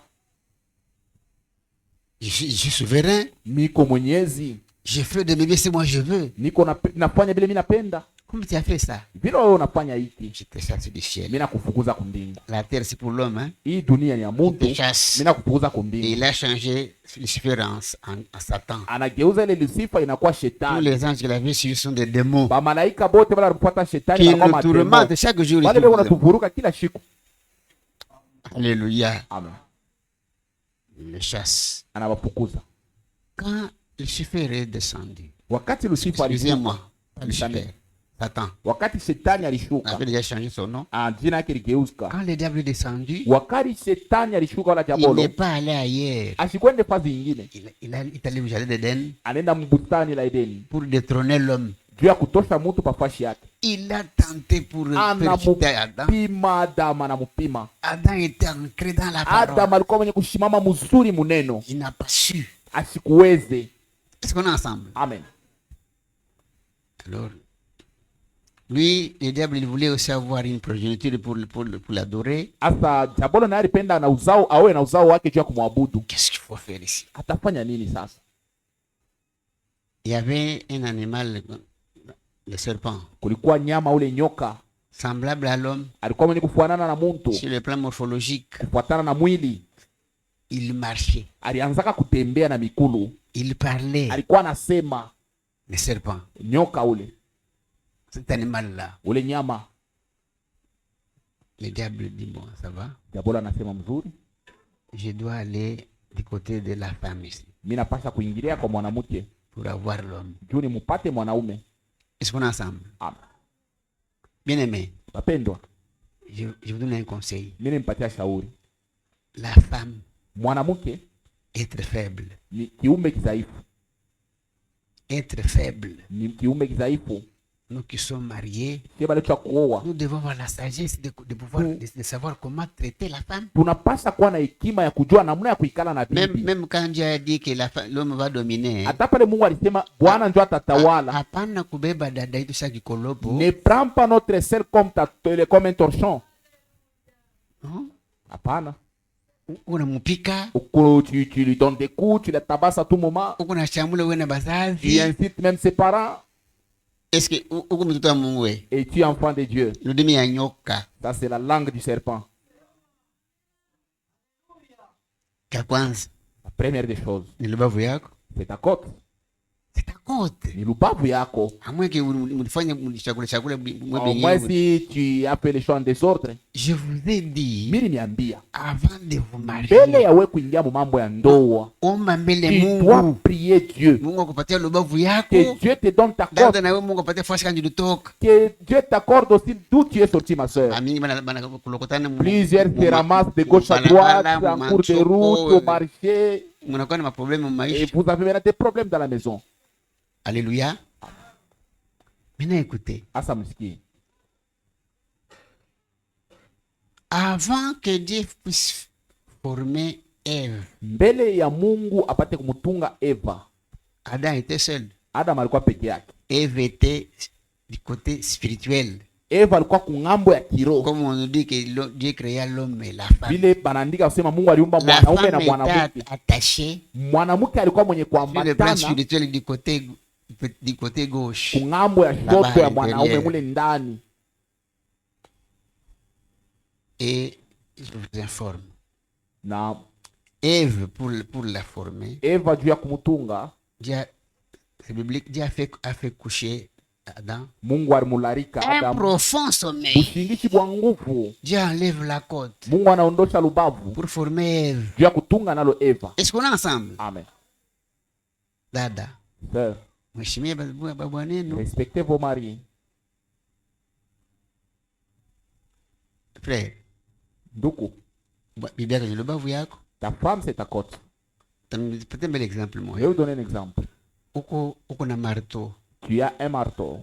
Kuna fuya Tu cherches à marteler un coup. Musumari ingie mule. Tu cherches à faire enfoncer les clous. Wewe mwenye marto yako na kupika. Les marteaux échappent pour te frapper sur les doigts. Unipatie kisu. Donne-moi un couteau. Utakata hiyo kilole. Je vais couper ses doigts. Au utakata. Tu ne vas pas couper les doigts. Alléluia. Amen. Atana kukosea je. Même si elle fait du Shuko tort, na sagesse ya il y a la kumsupporter. sagesse pour la supporter. Ndivyo sababu kama supporter. Inafai kujua namna gani ya Shile babu supporter. yako. C'est ta cote. Utampika je. Pourquoi tu peux la donner des Na coups? kumshambulia na bazazi. Et l'insulter, même insulter ses parents. Uko possédé. Tu es possédé. Possédé. Tu es possédé. Dada. Sœur, Na mwei. vous aussi. Bwana nafanya nini? Importe kwa unashirika. Les maris fait je ne sais quoi, tu te fâches. Mbamba mangu. Tu Bwana le yako. tiens dans les habits. Ton mari. Mimi mtoto wa batu na Oh, moi, mtoto wa Baemba. unapenda Moi, kunionea. mtoto wa fulani, tu veux me dominer. Nitakuonea. Oui, je vais te dominer. Ni kichwa, bwana njoo kichwa. C'est le mari qui est la tête. Kukisha njoo kwa mancho. Et à la tête, tu as les Njoo yeux. yote Oh, il y kukisha. a tout ça à la tête. Anapasha kuonea. Il doit te dominer. Tena anahitaji anasema. Ce n'est même pas lui qui Ni a Mungu dit. anasema C'est atakutawala. Dieu qui a dit qu'il va dominer sur toi. Alléluia. Amen. Que Dieu vous bénisse. Amen. Maintenant écoutez ce qui s'est passé. Msikie mambo yalitikana. Adam au jardin d'Éden. Mule mbustani la Edeni. Dieu lui avait donné cet ordre. Mungu alimpatiaka Adam hii utaratibu wala hiki cha kufanya. Disons. Tuisome. Très important, frère. Ni ya mafaa sana. Dieu avait dit à Adam, Mungu alimwambiaka Adam, tu pourras manger de tous les arbres du jardin. unaweza kula kumiti yote ya Tu pourras mshamba. manger Unaweza kula de tous les arbres kumiti yote du jardin. ya Mais il mbustani. y a un arbre au milieu, Lakini kumuti là, leko là, il ne faut pas katikati toucher. haifai Les kugusa. jours que tu vas toucher ça, Siku ile utaigusa tu vas mourir. utakufwa. Est-ce qu'on est ensemble? Amen. Maintenant, écoutez. Msikieni sasa. Quand le diable est allé maintenant vers Ève, Wakati ile diabolo alienda kwa Eva, Dieu a-t-il réellement dit que vous ne mangerez eti pas? kweli kweli Mungu alisema amutakula. Dieu avait dit à Adam, tu vas manger tous les arbres. Mungu alimwambia Adam asema mutakula kumiti Lui, yote. le diable vient avec sa sagesse Lakini diabolo anakuwa na hekima yake pour le tromper. ya kunyonga nyonga kugeuza. Dieu Eti kweli kweli Mungu alisema amtakula. Est-ce qu'on est ensemble? Amen. Écoutez la réponse d'Ève. Musikieni jibu ya C'est Eva. très grave, ça. Ni hatari sana hii. Genèse chapitre 3. Mwanzo sura ya 3. Ce que j'ai dit là, vous allez prendre au moins à partir du verset 15. Mnaweza kuanzia kubeba kwa mstari 15. L'Éternel Dieu prit l'homme et le plaça dans le jardin d'Éden pour le cultiver. Et l'Éternel lui donna cet ordre. Wa milele akaweka mtu Tu pourras manger de tous les arbres du jardin. Unaweza kula kumiti yote Là, ile c'est shamba. Genèse 2, verset 16 Hapa ni Mwanzo sura ya 2 et 16 à 17. mpaka na 7. Le jour où tu en mangeras, Siku ile utakula tu mourras. utakufwa. Ça, c'est Dieu qui parle à Adam. Ni Mungu anaambia Adam, Maintenant, écoutez. hasa msikie. Quand le serpent est allé maintenant vers la femme, Wakati ile nyoka alienda kwa mke, Adam était dans le jardin en train de se promener. Adam alikuwa anazunguluka mshamu Maintenant, bustani le moja. diable vient entrer dans le serpent. Na diabolo anaingia ndani ya nyoka Le serpent vient. na nyoka akakuja. Disons. Tusome Chapitre 3, verset 1er.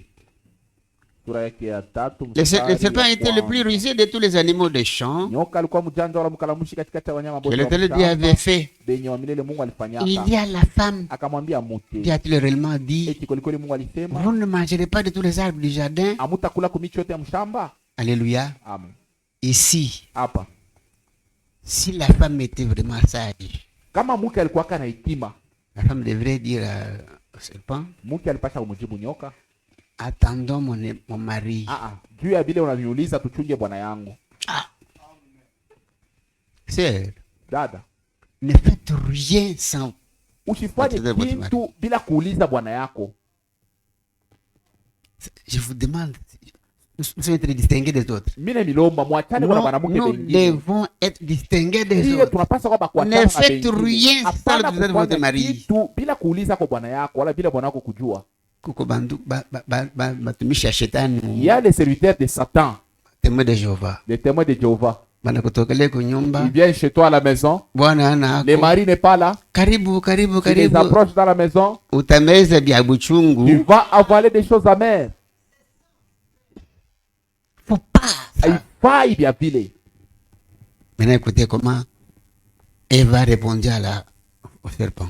yani vile Eva alimjibu nyoka. Suivez. Mfuata. La femme répondit au serpent. Mke akamjibu nyoka, Nous mangeons du fruit des arbres du jardin. tuku na kula matunda ya miti ya mshamba. Hapana matunda, tunda. Atuku na kula. Ce n'est pas au pluriel, frère. Amen. Répondez, traduisez, vous laissez-moi relire là-bas. Nous mangeons, c'est très grave ça. Nous mangeons du fruit des arbres du jardin. Tuku na kula tunda ya miti ya Mais mshamba. quand au fruit de l'arbre qui est au milieu du jardin, Lakini juu ya tunda ya muti leo katikati ya shamba, Dieu a dit vous n'en mangerez point Mungu alisema et vous ne hamutakula toucherez na point de hamutagusa peur que vous ne mouriez. ili musikufwe. Je vous dis ceci. Mimi nimeambia hivi. À partir d'ici, Kuanzia tu paka hapa, Dieu dit Mungu akasema une femme ne peut pas prêcher. mwanamke asiwezi kuhubiri. Pourquoi? Juu ya nini? Eve va parler de fruits. Eva alisema juu ya Dieu n'a matunda. jamais parlé de fruits ici. Mungu hajatayaka tunda. Dieu n'a jamais parlé de fruits. Mungu hajatayaka tunda. La femme, Mke elle a ajouté quelque chose que Dieu n'avait pas dit. anaongeza kile Mungu akuseme. À partir d'ici, Kuanzia paka une hapa, femme ne peut pas mke prêcher. hawezi kuhubiri. Je ne sais pas si vous comprenez. Mimi Hein? sijui kama mnaelewa. Dieu n'avait pas parlé de fruits. Mungu akusemake juu ya tunda. Parce que la femme avait parlé de Ni fruits. mke ndio anaongeza, Elle a ajouté anaongeza ce que Dieu n'avait pas dit. kile Mungu akusemake Dans toutes les églises mu makanisa yote. où les femmes prêchent, Mule banamuke beko na les ubiri. tournées s'il y a des mots à Ce Chétan, sont les églises de Satan. ils ont ajouté beaucoup de choses. Banaongeza mu vitu vya Il y en a mingi. qui ont retranché les choses. Banapunguza mu bingine. Alléluia. Amen. Que Dieu vous bénisse. Maintenant, nous avons lu Tunasoma. quand Dieu est descendu, quand l'homme est tombé. Kisha kuamka kwa mtu wakati Mungu alishuka, Dieu a commencé le jugement. Mungu anaanza kusambisha. Les jugements, Kusambisha. ça a commencé au jardin d'Éden. Ulianza ni mbustani la Edeni. Dieu, Adam, Mungu, la Adama, femme et le serpent. mke na nyoka. Nous avons lu ça. Vous allez lire ça à la maison. Mais mon problème Mutasoma ici tena wakia kunyuma. Mambo yangu hapa se trouve au verset 14. iko ni kumstari ya 14. L'Éternel Dieu dit au serpent, Wa milele Mungu akamwambia nyoka, puisque tu as fait cela, vile unafanya hivi tu seras maudit utalaniwa entre tous les bétails, katikati ya banyama bote entre les animaux des champs. ba mshamba. Suivez. Tu marcheras sur ton ventre Utaanza kutembelea patumbo yako et tu mangeras de la poussière tous les jours de ta vie. na utaanza kula vumbi kila siku ya maisha yako. C'est ici que nous avons dit aussi. Ni hapa tena La tulisema même poussière ile vumbi moya que moya Dieu a prise pour former la chair. Mungu alibeba juu ya kufanya nayo mwili. Dieu donne ça au diable. Mungu anapatia yo nyoka wala shetani La nourriture de tous les jours. sawa chakula ya kila siku. Est-ce qu'on est ensemble? Amen. Voilà pourquoi dans la chair ici, Ndio pale muhimu mwili humo nous tombons tous les jours tunaangukaka mo kila siku en parole, kusema en acte, matendo même en pensée. hata mu Nous mawazo. tombons tous les Tuko jours. naanguka kila siku. Pourquoi? Juu ya nini? Chakula ya shetani. Ça c'est la nourriture de Hiki Satan. kimwili C'est corps ketu ici, notre ni corps. chakula ya C'est shetani. la nourriture de Satan. Utasema po frère wangu mi Oh mon frère, moi longo mishilandaka je hata. ne mens pas. Kama unasema Si vile, tu dis ça, d'abord unalanda. tu as menti. Unalanda. Tu as menti si tu dis ça. Unalanda. Tu as menti. Mishilandaka hapana. Oh, moi je ne mens pas. Unalanda Tu pale. mens quand tu dis Pourquoi? ça. Parce que Dieu Tu as dit, dit Mungu anasema que tout homme soit considéré mtu comme wote menteur ajulikane kama et que muongo. Dieu seul soit Mungu véridique. peke yake kama wa kweli. Alléluia. Amen. Que Dieu vous bénisse. Mon problème est celui-ci. Mambo Dieu a ya donné la poussière de la terre Mungu anabeba hii vumbi ya udongo qu'il a fait pour notre chair yenye ici. alibeba juu ya kufanya nayo hii mwili yetu. Chakula ya Il shetani donne ça comme la nourriture de ya Satan. kila siku. De tous les jours. Voilà pourquoi tuko nango kila C'est pourquoi siku tous les jours nous branchons. mu misemo yetu, Dans nos paroles, mu dans bitendo, nos actes, hata mu mawazo, même dans nos tous pensées. les jours. Siku yote. C'est ainsi que je vais vous dire une chose. Ndio hivi naambia kitu kimoja. Nous sommes venus au monde Tulizalika mdunia par le sexe, kupitia mwili. l'homme et femme. Bibi na bwana. Ce n'est pas Dieu qui avait montré cela à l'homme. Aina Ce n'est pas Dieu qui avait montré cela à l'homme. Mungu aliambiaka bile muntu C'est le diable. ni diabolo. Est-ce qu'on est ensemble? Amen.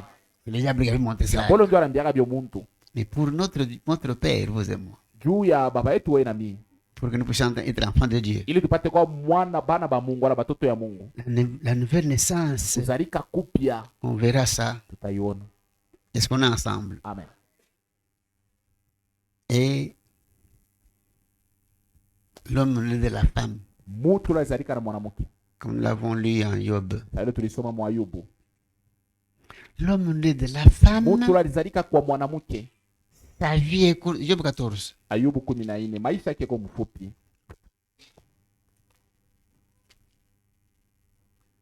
Qu'est-ce que Dieu veut? Dieu veut nous détacher de la chair ici. Mungu anapenda kututosha kukimwili. Dans la chair, Mumwili l'homme est piraté. mutu ni wabongo Dans la chair ici. wala ni wakuoza mwili. Piraté. Mutu ni wabongo. Dieu veut nous mettre au propre. Mungu anapenda tuwe bakweli.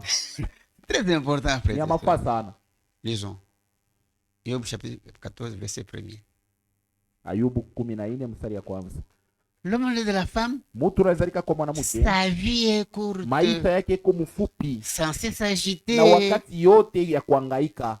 Mtu mwenye kuzaliwa kwa mwanamke, L'homme de la femme, maisha mafupi sa sana, vie est très courte. tena ya mangaiko Sans sana. s'agiter. Kwa kupata chakula ni Pour trouver problème. la nourriture, c'est un problème. Alléluia. Amen.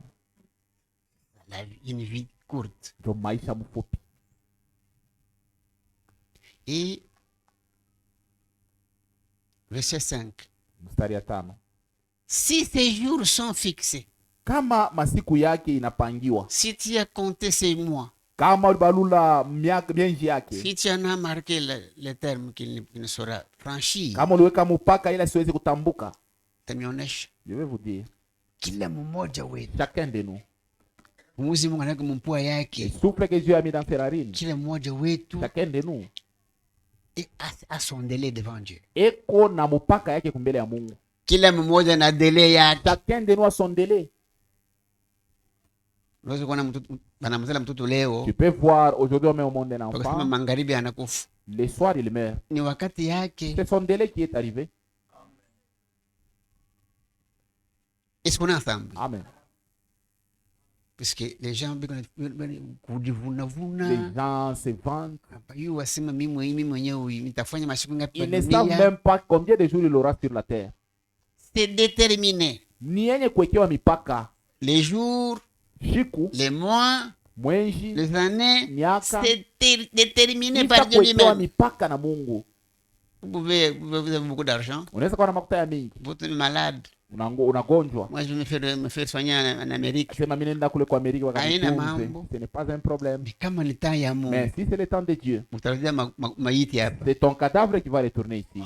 Chacun de nous a son délai. Kila mtu yuko na Et mpaka je yake. vais vous épargner une chose. Na miepusha kitu moya. Parce que quand quelqu'un meurt, Mtu kama anakufwa, il y a beaucoup de choses qui se racontent. vitu ya mingi vinasemewaka. Il y en a qui vont voir les féticheurs. Wengine batenda hata kubafumu. Pour savoir, Juu ya kujua lufu lunatokea wapi. anakufa Pourquoi est-ce qu'il est mort? Il n'est pas le premier à mourir. Est-ce qu'il Il n'est est pas le kufwaka? Yenjo wa kwanza, Vous allez chez les féticheurs, nenda kwa mfumu. kia kwanza atakuvuta makuta La ya première bule, chose, il va bouffer ton argent pour rien. kisha atakulana. Après, il va te mentir. Ilufu Cette mort, kambo yako, c'est ton grand-père. ilufu Cette mort, myomba yako, c'est ton oncle. ilufu Cette mort, baloji c'est les sorciers.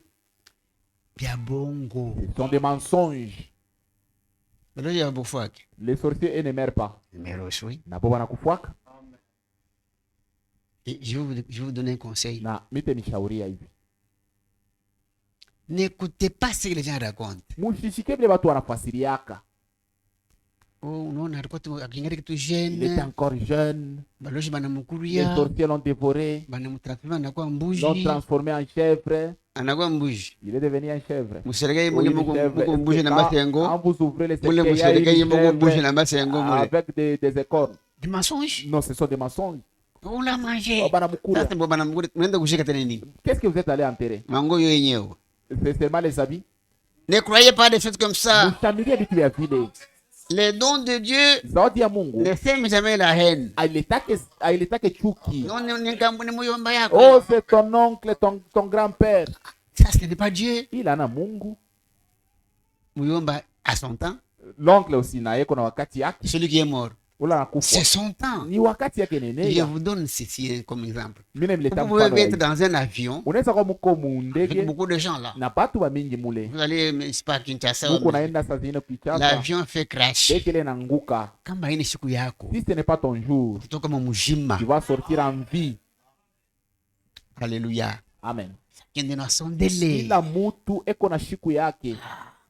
Maintenant, nous sommes posé la question. Hasa hapa tunajiuliza swali. On s'est posé la question. Tunajiuliza swali. Qui connaît le nombre de sa vie? Nani anajua bwingi ya maisha yake? Le nombre de ses Wala jours. bwingi ya mashiku yake pa dunia? Qui parmi nous? Nani katikati yetu? Et nous avons lu, Na tulisoma, lisons aussi. tusome tena. Je ne fais que répéter, hein, Niko narudiria amo tu pour les dimancistes. juu ya bakuyaka paka muyenga. Ah, il y a des dimancistes ici. Kuko ba muyenga Et hapa. vous ne connaissez pas dimanche. Lui c'est seulement le dimanche qu'il vient. Alléluia. Amen. Je vous demande, frère, Mimi nilomba ndugu. kama kuna kazi ya ma société, Si tu travailles à la société, là on comprend. kule tunaweza Mais kazi kukuelewa. yako unafanya Mais mikono Ton yako. propre activité. Mungu anashuka hapa Dieu descend ici kutaia batoto yake, pour tailler ses enfants, bachongola baka muimage pour yake. tailler à son image. C'est ça que nous avons perdu Ndio ile tunapoteza avec le péché. na dhambi, Nous avons perdu l'image de Dieu, tunapoteza mfano ya Mungu, la ressemblance. picha Nous avons yake, perdu la perfection. tunapoteza Nous avons perdu ukamilifu, la sainteté. tunapoteza utakaso, Toute la nature de Dieu. tunapoteza hali ya Nous avons Mungu, perdu ça par le péché. tulipoteza na Mais dhambi. avec ça, Pamoja na Dieu neno veut yake, nous Mungu ramener, eko napenda il nous kutuchongola, taille, eko il nous natuchongola, remodèle eko natupatia pour que nous mfano devenir yetu juu tupate à son kurudia image et ressemblance. kwa ile mfano Mais yake na wewe tumufanane. usema unaamini. Toi tu as dit que tu as cru. Eko na kuya bila Lui kutaia. quand il vient ici pour tailler, Wa una. toi tu n'es pas là. Vous voyez que Naona il y a quelque chose qui cloche. kuko kitu akiendeki. Je vous ai posé la question là. Papa. Mimi nimeuliza mashiko ya kumkongo. Qui c'est qui est l'enfant de Dieu ici? Nani anajua sema ni mtoto wa Mungu hapa? Et les disciples de Jésus-Christ. Na mfuasi wa Yesu Kristo. Levons la main. Tunaangoleni mbele mikono. Nani mtoto wa Mungu hapa? Qui est enfant de Dieu Nani ici? disciple wa Yesu Kristo hapa? Qui est disciple de Jésus ici? Mlamushe mikono. Levez un peu vos mains.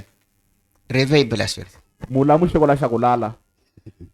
Vous dormez maintenant. Mnaanza na kulala bushingishi.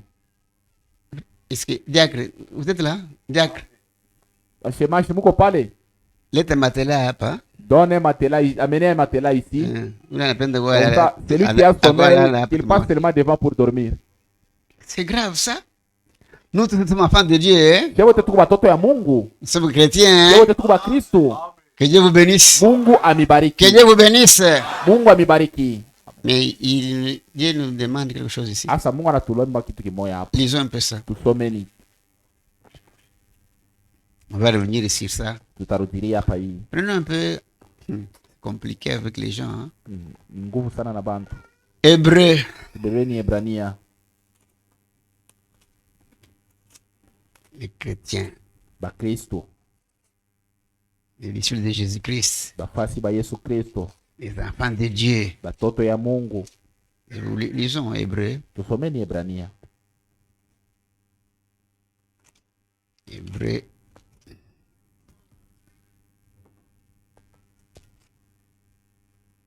Chapitre 10. Tutabeba sura yake ya 10. Verset 25. Mstari ya 25. Suivez, frère. Mfuate ndugu. N'abandonnons pas notre assemblée. Naachilia mkusanyiko yetu.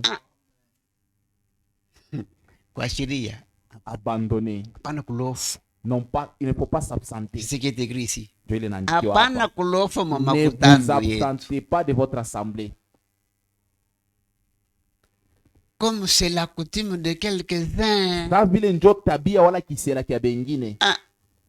Bengine tu kulofu mkanisa. Les autres Ah, s'absenter. ni zowezo. Ça c'est son habitude. Haina mambo hata Ce n'est pas un mishende. problème même si je ne parle pas. Un mois haina Un problème. mois je ne parle pas, ce n'est pas un problème. Hauna mkristo. Il n'est pas chrétien. Hauna disciple wa Yesu Il Kristo. n'est pas disciple de Jésus-Christ. Kazi yako ya mikono. Des activités. Bon, nitakupoza question. Je vais te poser une question. Qui va vous bénir? Nani atakubariki? Abandonnons pas notre assemblée. Tuchukue na lofa Comme c'est la ukanisa. coutume de quelques-uns. Sasa vile ni tabia ya Mais bengine. Lakini exhortons-nous réciproquement. tujisubutishe awa na wengine. Et cela d'autant plus que vous voyez s'approcher les jours. Sasa vile tuko naona siku iko na karibia. Maintenant, écoutez. Hata msikie. Car si nous péchons volontairement, Maana kama tunafanya dhambi après kwa avoir reçu makusudi, la connaissance de la vérité, kisha kupokea ujuzi ya il ne ukweli, reste plus de sanctification pour le hakuna péché, tena dhabihu juu ya mais dhambi, une attente terrible de jugement lakini ni kuongojea kwa et usambo, l'ardeur d'un feu qui Na- devrait les rebelles. hasira ya moto ile tachoma batombozi. Vous avez suivi? Mnafuata? Ou disciple de Jésus-Christ. Tu es disciple de Jésus-Christ. Kama tuna lofa bila motif, Si tu t'absentes sans motif, ni dhambi c'est volontaire. un péché volontaire. Le péché volontaire, C'est un péché volontaire. je ne pardonne pas Na ça. Mungu aisameake ile. Sasa nenda kusambi. Maintenant, qui va parler en ta faveur? Banduku yangu, Mes frères, dada, mes sœurs. makazi yako ya mikono, Des activités. saa ya makutano nenea, Quand il est l'heure du culte, funga tu bintu, ferme seulement. ukuye mbele ushika sauti ya Mungu. Viens écouter la parole de Dieu. Utabarikiwa Tu seras béni. nawe Et mwenyewe toi, na makazi et yako. même tes activités. Je me rappelle quand notre église là était encore en brousse. Nakumbuka wakati Parce que kanisa yetu ilikuwa notre mpori. église c'est en brousse. Juu kanisa yetu ilikuwa On mpori. allait prêcher dans des fermes Tuanza wenda kubiri mu et les maferme. gens croyaient là. Na watu wanaamini pale. Un jour, Siku moja un samedi, ilikuwa siku ya mposho. on avait crié Tulilalamikaka. demain dimanche mutenda kumutoni batenda kuweka dawa mumai Demain, ndio mubamba masamaki. le dimanche, on va mettre les produits pour attraper les poissons à la rivière. Ok. Dimanche j'arrive à l'église, Mu dimanche nafika kwa kanisa. bantu abanamo mingi. J'ai trouvé qu'il n'y avait pas beaucoup de gens. Basha kwenda jua kubamba samaki. Ils sont allés pour attraper du poisson. Mais ceux qui étaient venus, Bale balikuya. bali walikuwa mu makutano. Ceux qui sont venus à l'assemblée, Makutano inaisha, on a fini le culte. balienda kule nabo. Et aussi sont allés là-bas. Bamba samaki mingi sana kuliko baje balienda busubuhi. Ils ont attrapé beaucoup plus que ceux qui sont allés le matin. Ils m'ont donné le témoignage. Banakuwa wanaleta C'est ushuhuda. passer tulikuwa mekushika sauti ya Nous, nous sommes Mungu. venus d'abord écouter la parole de Dieu. Tunaenda Maintenant, kumutoni. lorsque nous sommes allés à la Bale rivière, walienda ceux busubuhi. qui sont arrivés le Hakupata matin, hata samaki ils n'ont mingi. même pas eu beaucoup de Mais fois poissons. sisi Mais tulikuya. quand, là où nous nous Wenye étions, kusimama pake on hivi. était seulement des Samaki kuna kuya Les pale. poissons venaient d'eux-mêmes. C'est Dieu qui nous bénit. Ni Mungu anatubariki. Mais kazi yenu ni Mungu atabariki. Même vos activités, c'est Dieu qui va Ndugu bénir. yangu, kazi ni yako ya Mon mikono. frère, c'est tes propres activités. Dieu d'abord, Mungu kumbele. le reste après. Hivi vingine vifuate sasa. Que Dieu vous bénisse. Prenons maintenant Psaume 90. Tutachukua sasa Zaburi. Shimi nauliza nani anayua mabwingi ya mashuku yake? Je vous ai demandé qui connaît les séjours sur la terre. Hakuna Le mu- nombre de séjours. Personne ne le ne connaît. connaît. Hakuna mutu anajua. Personne. Hakuna mutu. Maintenant, en Psaume 90, Zaburi 19. nous sommes au verset 12. Tazama mstari ya 12. Enseigne-nous Utufundishe à bien compter nos jours. kubalula muzuri masiku yetu. Utufundishe Mungu wetu Enseigne-nous notre Dieu tuyo kuyua kubalula muzuri à mashiku bien yetu, compter nos jours. afin que nous appliquions notre cœur à la sagesse. Ili tuweke moyo wetu kwa hekima. Hekima ya Mungu, La sagesse de Dieu. kudiscerner vibaya na vizuri. Discerner le bien du mal. Alléluia. Amen. Psaume 39. Zaburi 39.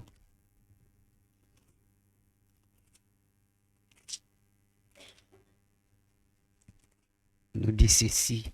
Iko natuambia hivi. Psaume 39. Zaburi 39. Nous avons lu en semaine. Tulisoma katikati ya juma. Nous lisons. Tusome tena.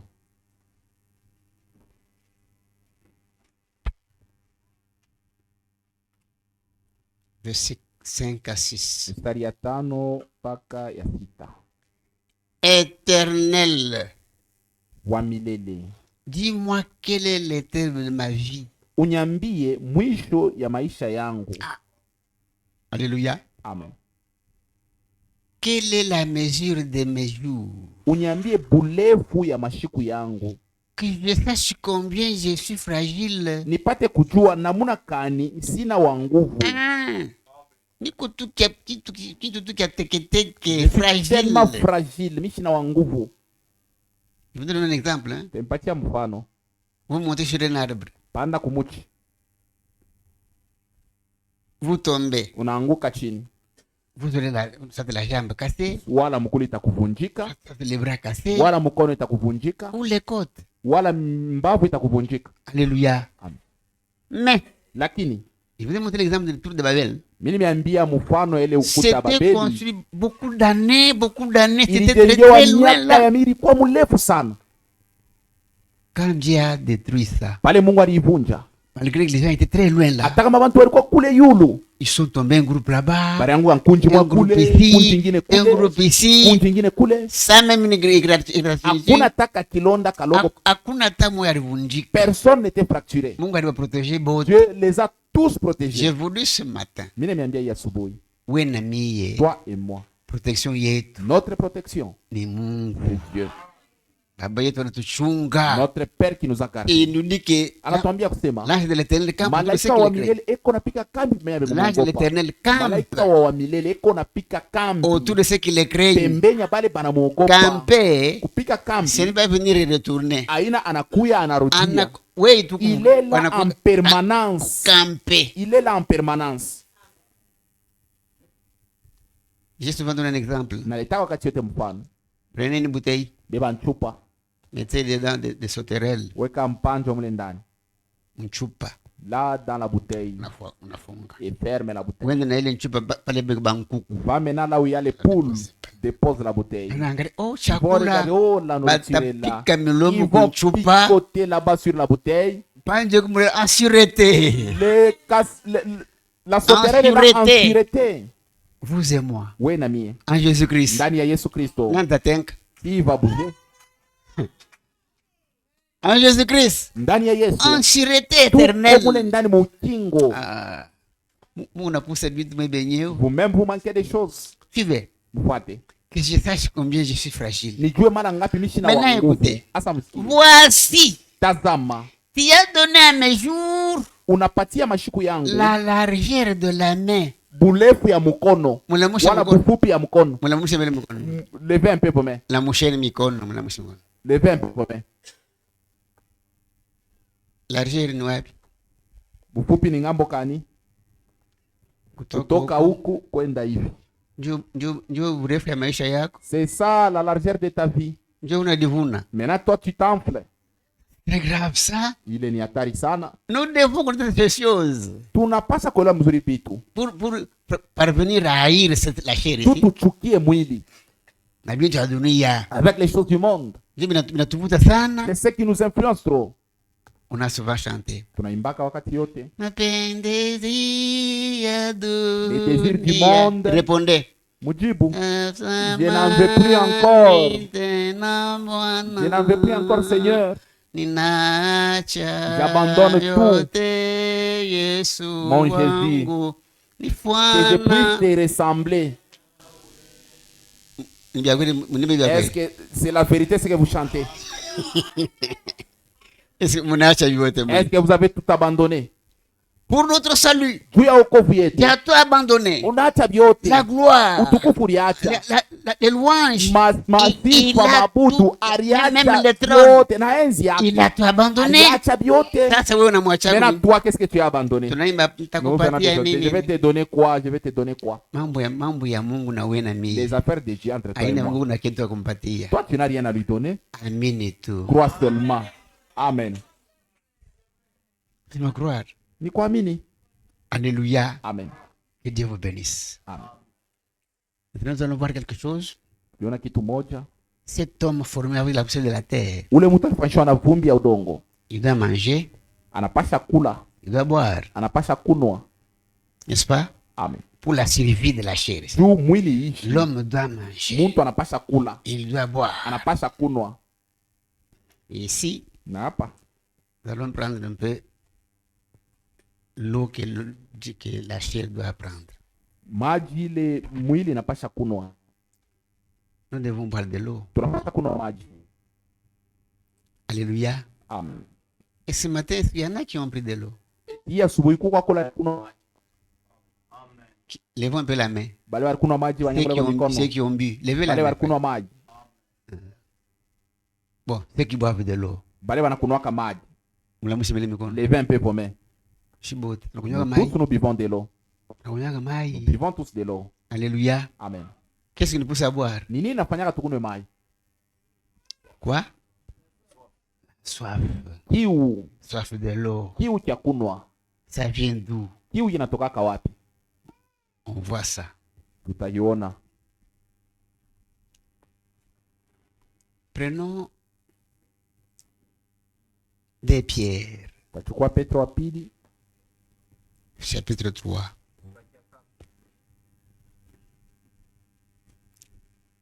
Des pierres chapitre 3. Petro wa pili sura ya 3. Vous allez me rappeler le temps pour que je puisse arrêter. Ça va, frère? Pardon? 10h45. Merci, frère. Que Dieu vous bénisse. Suivons, frère. Tufuate wanduku. Pierre. Petro. Des pierres. Petro wa pili Chapitre 3. sura yake ya 3. Je commence au verset 1er. Tutabewa tu mstari ya kwanza Jusqu'au verset 7. mpaka ya 7. Voici, bien-aimé, la seconde lettre que je vous écris. Oneni wapendwa, barua ya pili ile nimeandikia. Dans l'une et dans l'autre. Mui na mwile Je ingine. cherche à éveiller par des avertissements votre seule intelligence, natafuta kulamusha kupitia makalamusho afin akili que yenu, vous vous souveniez des choses annoncées d'avance par les saints prophètes. ili mupate kukumbuka vitu vile vitangulia kutangazwa na nabii takatifu, Et suivez très bien.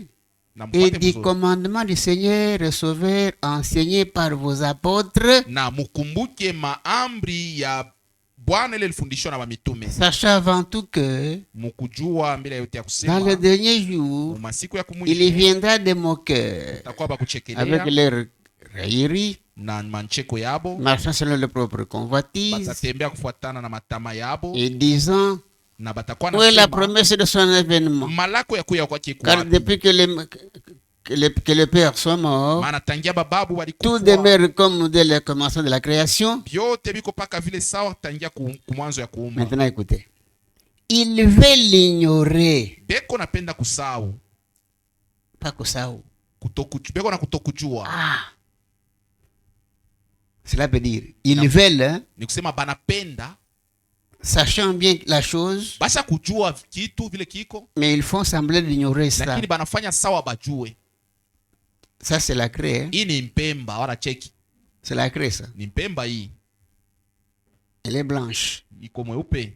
Mais vous allez devant quelqu'un Unaenda mbele ya muntu qui sait que ça c'est la craie est blanche. anajua kusema hii chaki iko mweupe, Il veut ignorer hasa anapenda kufanya saa que ashijue la craie ici est blanche ya kusema iko mweupe, et il vous dit qu'il fait noir. anakuambia sema hii ni ya mweushi, Expressement. anafanshia amo tu, Il veut l'ignorer. banapenda kufanya sawa bajue. Alléluia. Amen.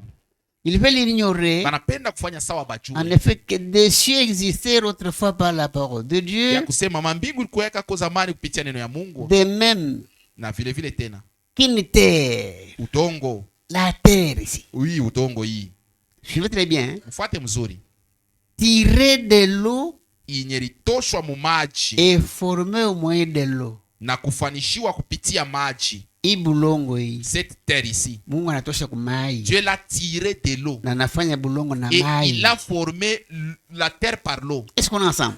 Amen. Mais angalie, ni paka hii Regardez. bulongo yenyewe Mungu anatosha bulongo na anafanya La bulongo. terre a été tirée de l'eau et formée par l'eau. Ndio paka hii bulongo Mungu anafanya hii kimwili. C'est cette terre que Dieu a formé encore le corps. Voilà pourquoi. Ndio pale Quand Dieu a formé l'homme de la petite la terre, wakati ile Mungu aliumba mtu kwa mabundi il ya a udongo, mis en lui aliweka ndani yake une sonnerie. ngengele.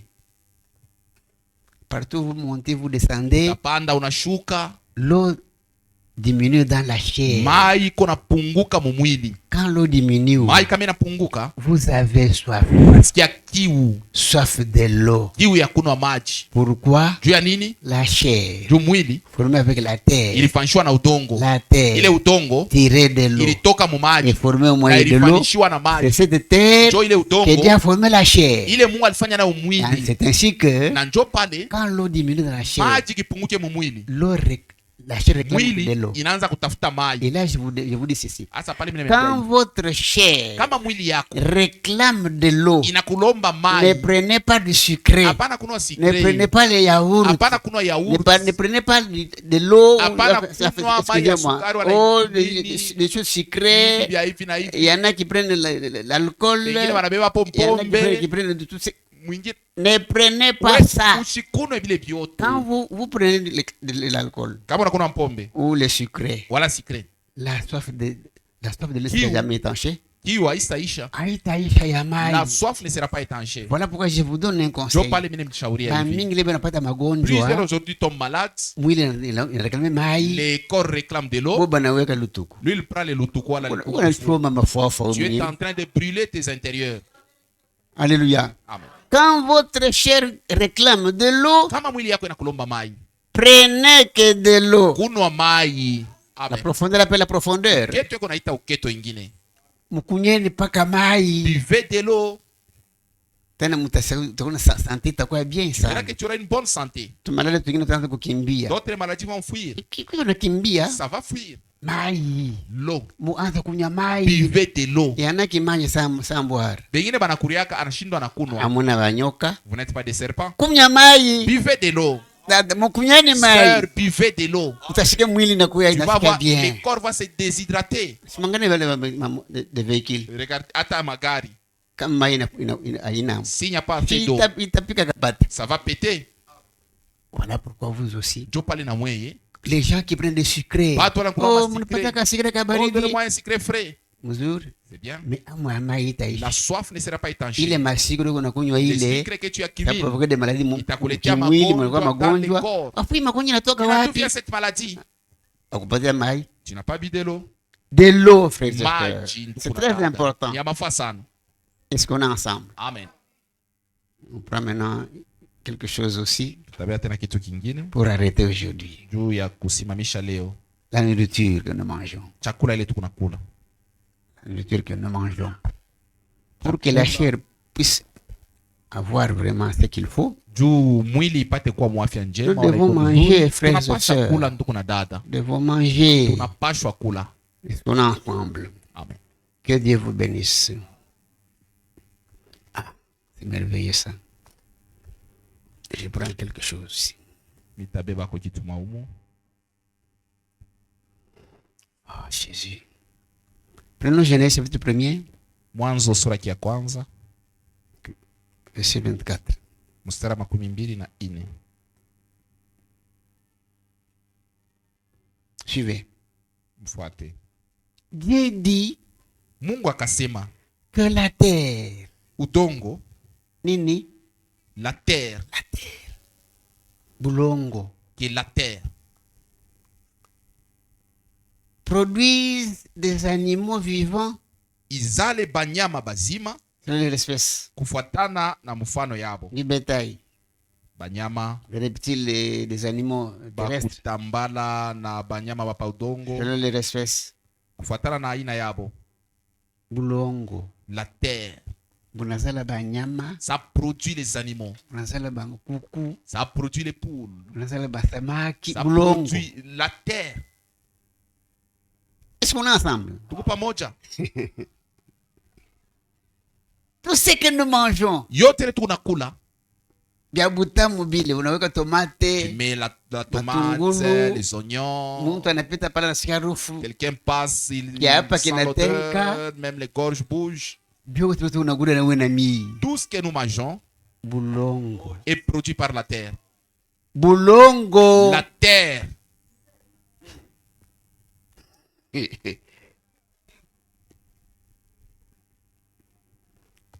Mimi napenda vile vitu Je vimeingia. veux que ces choses vous pénètrent.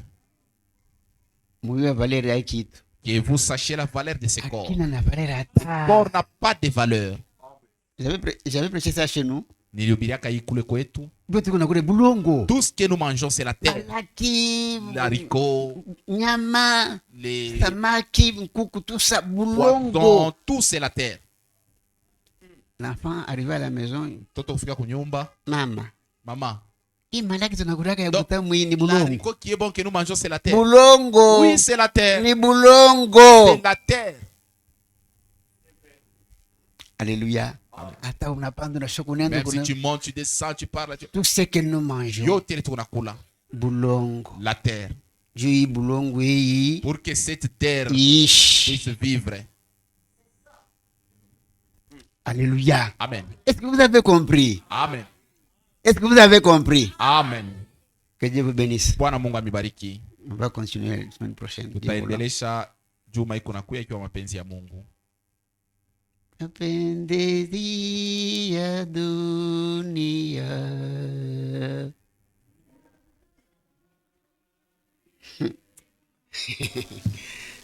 Nous chantons très bien vraiment. Tuko naimba mzuri sana.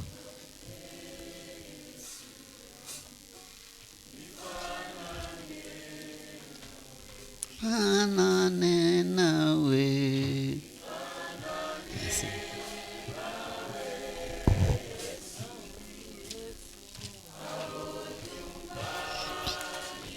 Oh Seigneur, merci.